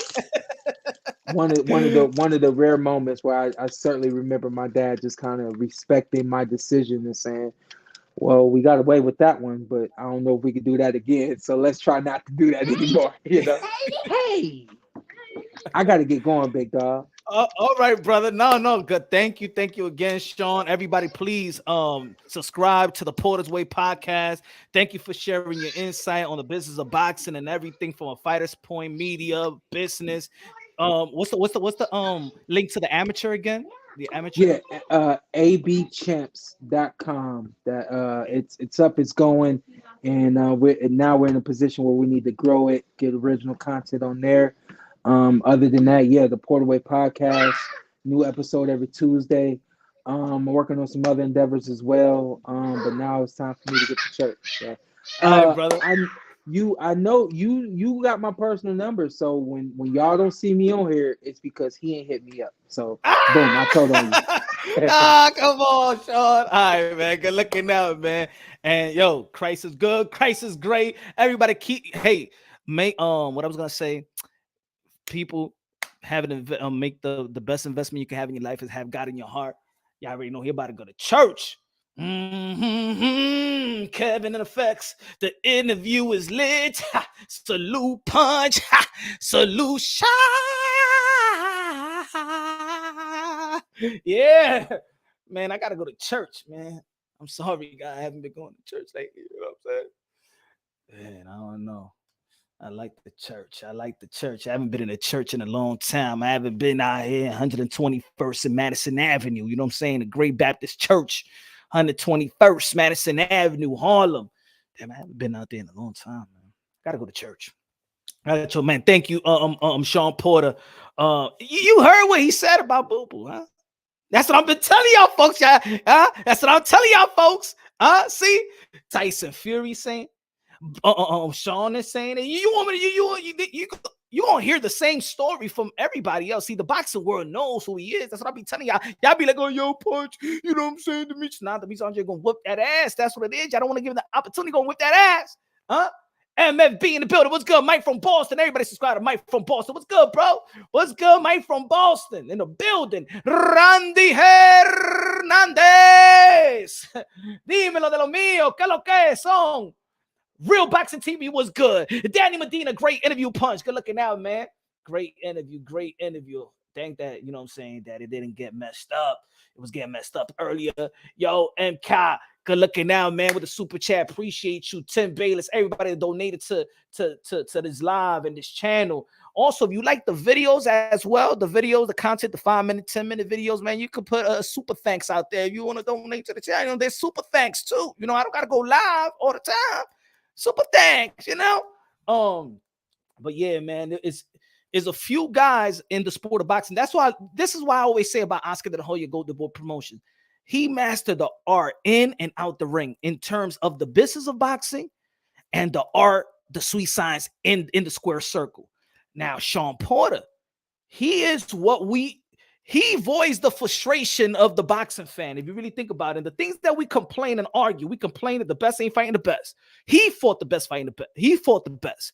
We complain about that the fighters ain't entertaining like they used to be, or they didn't fight like they used to be. Hey, yo, Shawn Porter, when he brings it, he brings it. He ain't cheating out of your money. He's not cheating out of your money. Every time he fights it, like it don't seem like he lose. He don't lose because he really, you identify with that he goes all out, the efforts 100% and things of that nature, right? No marination fight. He fought the best in their prime. He competed. He challenged each and every one of them. You understand what I'm saying? Shawn Porter, and then the way that he carried himself, man of God, family man. You don't hear him getting arrested. You don't hear him having a bunch of chicks on the side. He got his women. He got his kids. Great father, professional, constant professional. Didn't need to talk trash to anybody. Never needed to curse out anybody. This is why you see him being successful, because you live the life like a champion. That doesn't necessarily mean you need a belt. He lived the life like a champion. It didn't need for him to get a contract on the table for him to live like a champion. He's not a 6, 8, 10 week type of fighter. He is a 24/7 fighter. And that's what we need in the sport of boxing. He's retired right now. Now we were looking, hey, look at the welterweight division, right? If Shawn Porter was active, look, I'm gonna say it like this. If he was in Bud's position or Earl Spence position, we already would have had Earl Spence versus Bud Crawford. Because he gave us an example of not ducking and dodging, avoiding fighters, nothing. He asked for a fight, he usually got it. Don't matter if this guy get paid more, he get paid less, they get paid 50-50. Shawn Porter did exactly what we want each and every fighter to do. Am I right or wrong? It ain't no cap. Ain't no cap because he showed up to Punch Drunk Boxing. It is facts. Shawn Porter, we want these fighters to approach their career like Shawn Porter. He kept his dad, kept the kid same corner, kept his dad intact. Fatherhood is prominent in the sport of boxing. Always respected his dad. That's the type of example that we all want, right? MFB in the building. What's good? Yo, Tip Bayless, I got you right here. The thing is, man, I didn't know that he was going through. My fault, man. Hold on. I got you right now. Hold on. I gotcha. KH in the building. Good looking out, man. There should be a book. There should be a book about Shawn's amateur class. Hell yeah. Oh, yo. KH, bro. Yo, I'm telling you, that is the best class, bro. That's the best class. The amateur class, that's like the 1996. That's like the 1996 NBA class with Allen Iverson, Ray Allen, Stephon Marbury, Camby, and Kobe. That was like the class, 1996, or the LeBron James class with the Wayne Wade, LeBron James, Carmelo Anthony. But that was a class right there, the 1996. That's the class. That's my favorite class. That's what made me love boxing again. Thurman, Gary Russell, and I told you Demetrius Andrade was the number one. Demetrius Andrade, the Charlo brothers, Mikey Garcia, Leo Santa Cruz, Gary Russell, Deontay Wilder. If you want to look outside of it, like, you know what I'm saying, in the international, Alexander Usyk, Joe Joyce, all guys that beat Bud Crawford in the amateurs as well. Yo, this class, Brian Castano, this class, bro. No, Brian Castano was ahead. I'm sorry. Brian Castano was ahead. He was in the Earl Spence class. I believe Saddam Ali was as well in the class. Yo, it was the best class, bro. You know what I'm saying? Like, if all these guys really would have gone in the amateur in the Olympics together, you know, that's messed up that Thurman and Andre was in the same weight class. But that would have been like the 1984 class, man. The thing is, they was beating each other up. If they didn't have to beat each other up, you know what I'm saying? It would have been a whole different type of Olympic. I'm gonna say it like that. Good looking out, MFB in the building. What's good, man? Appreciate you, bro. My fault, I didn't get this. Great, and Mr. Sanchez. Great interview. Good looking now with the super chat, Mr. Sanchez. Good looking now. Appreciate you. Great interview. Can't wait to know who's next. Hey. Oh, the membership expired. Oh man, you gotta sign up again. Let me put it up. Hold on. Yeah, where I'm at, man. Cancel. Come on.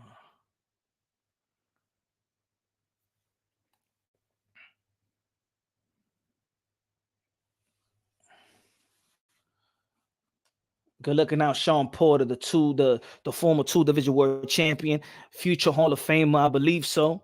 I believe gonna be in the Hall of Fame. I'm not sure it's gonna be first ballot. I'm not sure, but yo, he fought everybody, man. He challenged everybody.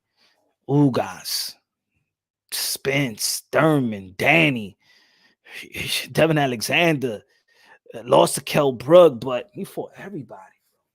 Everybody. Let me put it up there now. Hold on.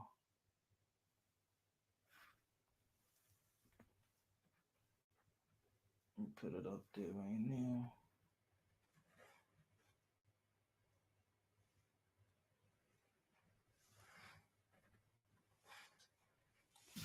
Hey, yo, the link is there for the members. The link is there. Randy Hernandez. Great interview, Punch. Love your energy and keep rocking out. Great content. Salud. Con la bandera de República Dominicana. Gracias, Randy Hernandez. Good looking now, man. Thanks for the support, man. Thanks for the support. Kev Effect in the building. Just put it on auto pay. Ted Bayless set it up and forget it. Yeah. Good looking now, Kev. Good looking now. Appreciate you. Mike from Boston. Appreciate the members, man. I'm telling you, bro. I'm getting my second win. Punch Drunk Boxing. We going to a whole other level right now. We got more interviews coming. We got more world champions coming to the channel probably this week. Shout out to Teofimo Lopez out there in LA. Getting a huge contract with Bud Light. Shut out, getting these endorsements. And that's what you got to do, man. When you got no fights right now, at least you're doing your business outside of the sport of boxing. And congratulations to Teofimo Lopez. You know what I'm saying? Getting these endorsement deals. Hopefully, it comes soon to the channel. Shout out to Regis Prograis again and again. Everybody in the boxing world, like I'm gonna tell you like this, man. I'm like I told y'all earlier today. I'm not a fan of kicking a man while he's down. You know what I'm saying? I see a lot of people like to critique Jamar Charlo's career. Look, his career is his career, man. But the man is still a man. He's a father. He was a husband. That was his high school sweetheart. You know what I'm saying? Y'all remember when Jamal Charlo just had that the family reputation and stuff like that. And Jamel was actually the wild one. But man, if y'all say a prayer for that man, you know what I'm saying? Say a prayer for that man. You know, I know they modern days warrior, modern day gladiators, and sometimes we don't see these fighters like humans, man. They go through issues just like us. And I'm not saying to pity a brother, you know what I'm saying? Because we all go through personal issues, you know what I'm saying? But let's be human enough to understand that just like we go through stuff, they could go through stuff, and you don't want people while you down or while you got your back against the wall to be picking on you. And because at the end of the day, these people got kids too, man. They read everything, they look at YouTube and stuff like that. So man, props to Jamal Charlo. Hopefully get your personal issues, man, all sorted out. And you know, be back at your best self, and hopefully be back in the ring. I know boxing probably got to be second, but do what you got to do, my brother, man. I support Jamal Charlo. And this is what I'm gonna tell y'all, folks. When people are going with these fighters, and I'm not gonna say that I didn't critique people before, or I don't make skits, because I'm always gonna make skits. I don't want people to think that because I do skits or clown boxing personnels or whatever that is serious. I respect these modern day warriors, modern day gladiators to the fullest, bro. I love fighters. I look at fighters as special human beings to me. But when fighters are going through things like that and we're knowledgeable about it, hey, yo, if you expect some content to go at them, no, it's not gonna happen here. I hope that this man gets gets the help and the support that any human should get if they're going through the type of things that he may be going through. You know what I'm saying? That's all it is over here, man. We got fearing over here, you know. EA was good. Keep doing what you're doing, Punch. I appreciate you, brother, man. I appreciate you. Your title is misspelled, sir. Hey, it is what it is, man. Don't worry. You know, man, English is my second language. I got a low flow Mayweather in me. All right. But you understand what it meant. You know? You trying to be the English teacher of the YCBC now? Man, scientist Bully's gonna be like, yo, Punch. Out of all the things that we said today, out of all the things that we done, and all the interview and the questions and stuff like that, this guy be like, hey, yo, your title is misspelled, sir. That's what you came over here for? Huh? You want to be my English teacher? I already got my diploma and my degree. Huh? You want to be my English teacher? Huh? You want to tutor me? Yeah, that's what you want to do? Yeah? Huh?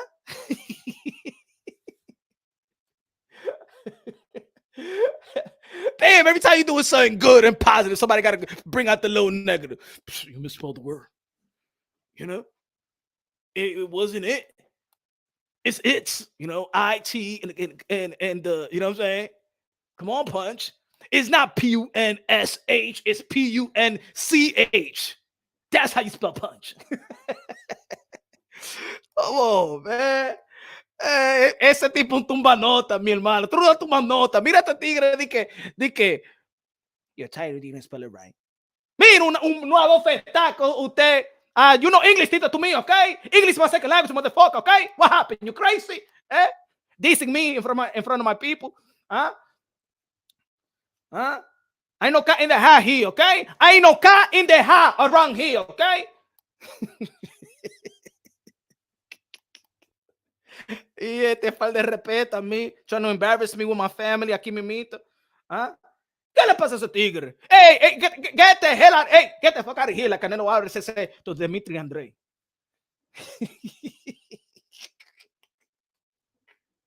Right? That's it. And you ruined it. He probably was like that. I don't want to watch the interview anymore. Why? That was a good interview. No, because he misspelled the title. I don't want to see that. I don't respect Punsh Drunk Boxing. I don't even know why Shawn Porter went over there. How the hell he's going to misspell the title? Did you hear the answer? I don't care about the questions and answers. I don't like the title. Now, he don't deserve to have his own channel. If he's not going to spell it right, damn it, he should not do any content. If you can't create a good title, you can't create a good content. Este tigre es una bofeta, señor. Like Canelo, and I write what I want. I do what I do. I write what I write. It is what it is, okay? Yo, that's how when I'm bilingual, right? You know what I'm saying? So somebody used to, when people used to diss me, I'm like, no, you don't say it like this. Hey, English is my second language. Do it. You the one that gotta say it right. ¿Qué te pasa con usted? Apuesto que tú no sabes hablar español también. Cállese usted. You know when Spanish people get mad, the Spanish come out, right? It's like when the Jamaican people get mad, right? They speaking good, you know what I'm saying? Like the New York English. What's good, my man? Your bum, what does your bum look like a rasta? I put you. That's like me. Like I remember sometimes, you had argument with the ladies and stuff like that when you with your exes or whatever, with your significant other, and you just speak English throughout the whole weeks and days and stuff like that. You get into an argument. Cállate, mujer. Why are you speaking Spanish? Why are you speaking Spanish to me? Cállese, mujer, que tú me estás molestando, déjame quieto. Que déjalo. Ok, all right. Pero déjame quieto, mujer, que tú siempre me estás jodiendo a mí, What is jodiendo means? Huh? Déjame quieto. All right, I'm going to flush the toilet next time. Okay.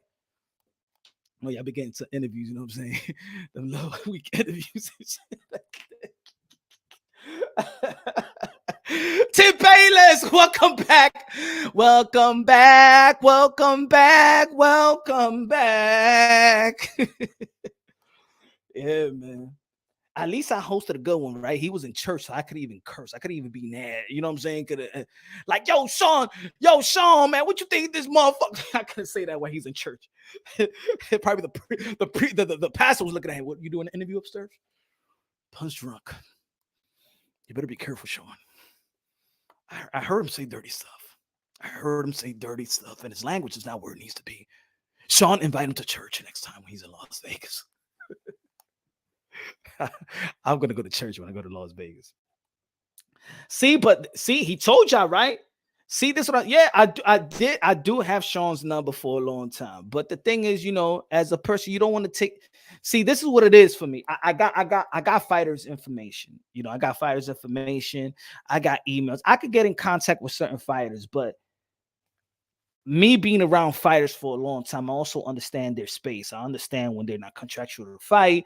I understand leading up to a fight week, and I need to get better at that. To be honest, to being a media guy, I need to get better. I don't like to, because I'm still a street dude, bro. I'm not this.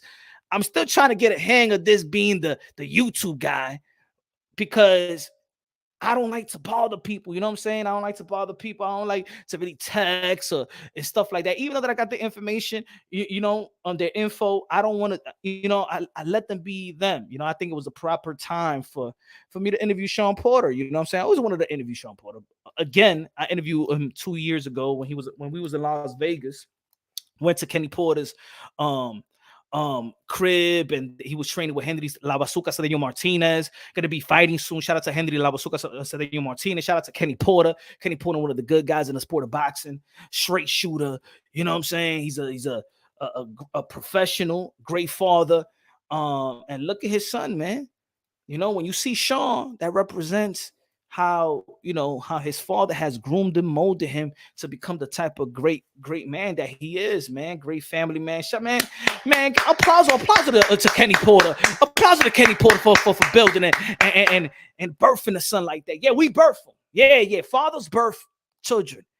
Don't forget, y'all. If I tell when women are your woman or the baby mama or your wife be saying, I carried you for 9 months, all right? You was in my belly. You know what I'm saying? I carried him. I the one that birthed you. No. Better mujer. Wait a minute, women. My kid's been in my balls all my life, all right? I just lend you the child for 9 months. But I carry this motherfucker in my balls, okay? My huevos, my testes, all his life. That's why the bloodstream, that's something that he's carrying in my last name. He deserved to carry my last name because he's been in my balls most of his life. I just lent it to you for 9 months, all right? And now you complaining. You complain because you only carry him for 9 months. I've been carrying him over here every day. Huh? Damn, that's nasty. You know that we was... Damn. We was in somebody's balls, each and every one of us. It's kind of weird. Kind of weird. We came from balls. we were manufactured, we was made in a ball, in a testicle. Y'all never thought like when people be like, "Mama, where do we come from?" And you be like, "No, we come from the belly." No, you come from balls. You know what? When I was young, I never asked the follow-up question. But I know, Mama, but if I only was there 9 months, where was I before that? You was in daddy's balls right there.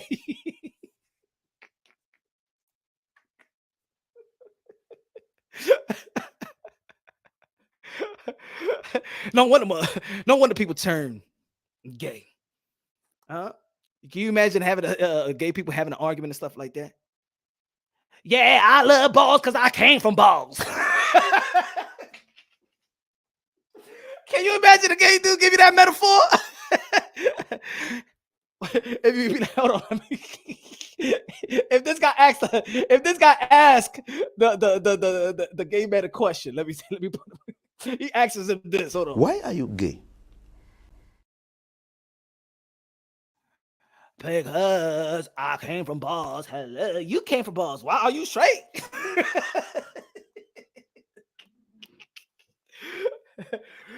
Shit, I grew up sucking titties. That's why I was getting fed. I grew strong sucking titties. I grew big sucking titties. I've been sucking titties for the first 5 years of my life. Sucking titties. Shit. But anyway, man, Punch, you forgot you need an egg and a sperm. And we still sperm, man.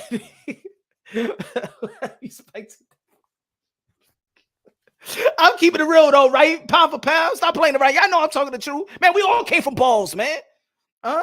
We all came from balls. Don't judge me. They go, some gay do go, don't judge me. You came from the same shit I like. Can you imagine? Some dude in the streets, some gay dude. You came from the same shit I like. You came from balls. I like balls. Why are you mad? Huh? You the one that changed.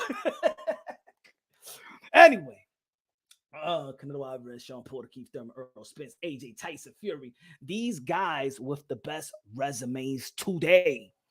Shout out to Manta. Facts. Smash the like. Interview ruined. He said 2 times. He said interview ruined 2 times. God damn it, give me a break, Kev.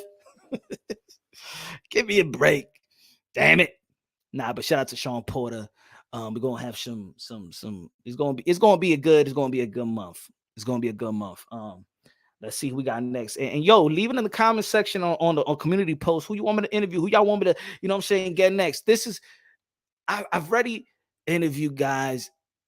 Current. I do want to get Earl Spence. I don't know if Earl Spence want to talk to Punsh Drunk Boxing. I do. You know who I want to get to? Leonard Ellerby, because I know he don't like me. You know what I'm saying? So I want to talk to Leonard Ellerby. I don't think I ever gonna get Floyd. Who else I would like to interview though as fighters? Bam Rodriguez. I want to interview Bam Rodriguez. I want to interview Virgil Ortiz. I want to interview even Andy Cruz, Cuban amateur superstar. I do want to interview Deontay Wilder still. I don't know if they want to. I don't know. I guess people keep grudges. Who else? Who else I would like to interview? If I interview Alexander Usyk, it's just gonna be like for a good minute. You know what I'm saying? I feel. How you feel? I feel. Who you fighting next? Feel. What do you think about the undisputed? You want to become disputed? Yes. What you think you got to do to Tyson Fury to neutralize him? I feel. Vete aquí, coñazo. I don't care. Get that interview. Get out. No translator. I don't like translator. Hey, yo, that's why I didn't even want to do an interview with Triple G. Because Triple G, that's why, to be honest, that's why I got mad at Triple G. Because when I went when I had me the credential to Canelo Alvarez and Triple G, he speak English to who he wants to speak to. But then he switches up like he don't know how to speak English. So I don't want to talk to me knowing that you know how to speak English. Don't use a translator. Come on, man. That's not going to do good for my audience. And this is why this is why you didn't see me interview Triple G, because I just felt like he was disingenuous. I felt like his ego was way high. Like he was, like I seen him talk. I seen him have a English interview, and then he'll go to the next person that he probably don't know too much, and then he like speaking on the guy's asking you English questions, and he's coming out of nowhere speaking Kazakhstan, like not trying to respect them and stuff. That's the one thing I ain't like about Triple G. Yeah, I want look, my bucket list though. My one of my favorite episodes I ever want to create is this. I want to create a episode of me playing dominoes, having a couple of beers, rum, and cocaine. This is my bucket list. Hold on. This is my bucket list. All right. This is my bucket list interview. I want to be seated. Like if we're having this interview, we're chopping it up. It's a chop up interview. Episode of Punch Drunk Boxing, right? We playing dominoes talking about boxing. We got beer, tequila or rum, whichever. And I say 4 ounces of cocaine. I say 4 ounces of cocaine. And it's going to be me. It's going to be Teofimo Lopez Sr. It's going to be Angel Garcia. And it's going to be Ghost Guerrero's dad. I just want to do that interview, y'all. I want to do it. You know what I'm saying? How about that? Would you definitely come to the table? Chuck said, that's my bucket list interview. All right? That's my bucket list interview. Is Teofimo Lopez Sr., Angel Garcia, and Ghost Guerrero's dad, and me, Oscar de la Hoya. Maybe, I mean, with Oscar, I would love to have me, Oscar, Mike Tyson, and maybe, who else could we have that's gonna spark it up? What's that guy's name from Jackass? And him, he can help me co-host it, right? But can you imagine? Hey, yo, that'd be a live show. See, Teofimo Lopez, Flo Mayweather Sr. don't drink, or no, he's gonna be left out. So we have Teofimo Lopez Sr., Angel Garcia, Ghost Guerrero's dad, and me, and we talking about boxing. Who's good and who's, they always gonna say their son is the great. They're gonna shit on everybody. That's what they do. They're gonna shit on everybody. It's gonna be like, hey, yo, and then we're gonna have a bunch of ladies with bikinis and stuff like that to pour the drink out. Cut the Steve-O, right? We'll have Steve-O as my co-host, but this time he got a relapse. Steve-O got a relapse. So we're gonna have rum or tequila, whichever one they like to drink better. Ghost Guerrero's dad, he's probably likes the tequila, so we bring some tequila. And you know what I'm saying? We're gonna have some rum, we're gonna have some beers, right? Whatever they like, Negro Modelo, Corona, whatever. We're gonna have a nice DJ. We're gonna play some nice 80s or 70s, we're gonna say 70s music. We're gonna have some freestyle music, you feel me? You know what I'm saying? It's things like that. And a couple BG music and stuff like, you understand what I'm saying? Set the tone. El Gran Cambo. You feel me? We're gonna have some salsa, some little Fernando. Por tu maldito amor. We're gonna have that too when we go when it's coming down, like towards the end, right? And we're gonna have cocaine, 4 ounces of coke. And we're gonna be playing dominoes, all right? By the end, we know that everybody's gonna argue. One of them is gonna be fighting. Go, my Danny Garcia is the best. And no, my son is the best. My son be everybody. But he lost to Cambosos. But your son lost to Keith Thurman. My son never lost to Keith Thurman. You crazy? And Ghost Guerrero, oh man, please, man. You what I'm saying? These fucking wife beaters and shit like that. These wife beaters, you know what I'm saying? Let's take it. These wife beaters in sport of boxing. You heard your about Tank Davis? Can you imagine Ghost Guerrero, Dad, and Teofimo Lopez Sr. going in on Tank Davis? Yeah, he got that. He got that from Floyd Mayweather. That wife beater, man. That wife beater, man. He got that from Floyd Mayweather, man. He got that from Floyd Mayweather. Yeah, man. You give him all the credit, bro. He got all the credit, bro. You see him? He ain't be nobody. My son be everybody. while they arguing, talking about Javante Tank Davis, Agent Garcia is like, pass me that. Pass me the razor ball. Oh man. But that's my bucket list. But anyway, Jackie Hernandez. What's good, Jackie? What's good? Damn, I turned this good.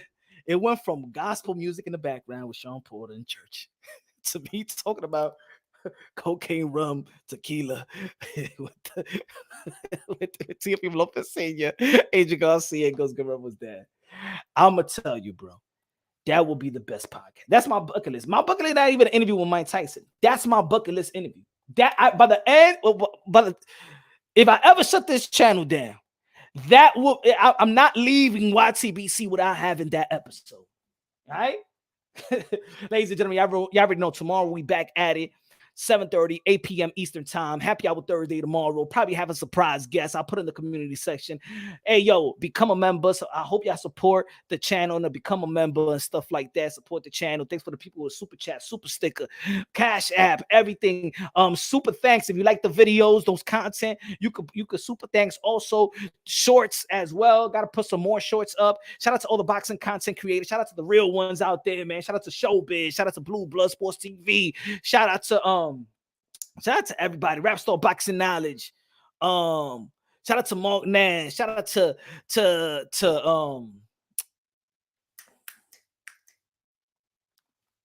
Reggie. Shout out to Reggie. Shout out to Broadway Joel. Shout out to Mighty Max. Let me shout out some. I'm just shouting out, you know, boxing content creator. Whether they rock with me or not. Shout out to LDBC, bro. Keep on doing y'all thing, man. Shout out to who else should we shout out, man? Who else? Shout out to BDA, man. Shout out to IBFP. Keep on doing your thing. Who else doing their thing out there, man? Don't matter whether we like each other's content or not, man. Don't matter, man. Shout out to everybody, man. Love y'all. God bless. And on to the Donés, the Beyond the Ring with Nonito and Raquel. Shout out to the Donés. Y'all already know, man. Love y'all. God bless. And on to the next. Acá TV, ese tipo también. Ese vagabundo.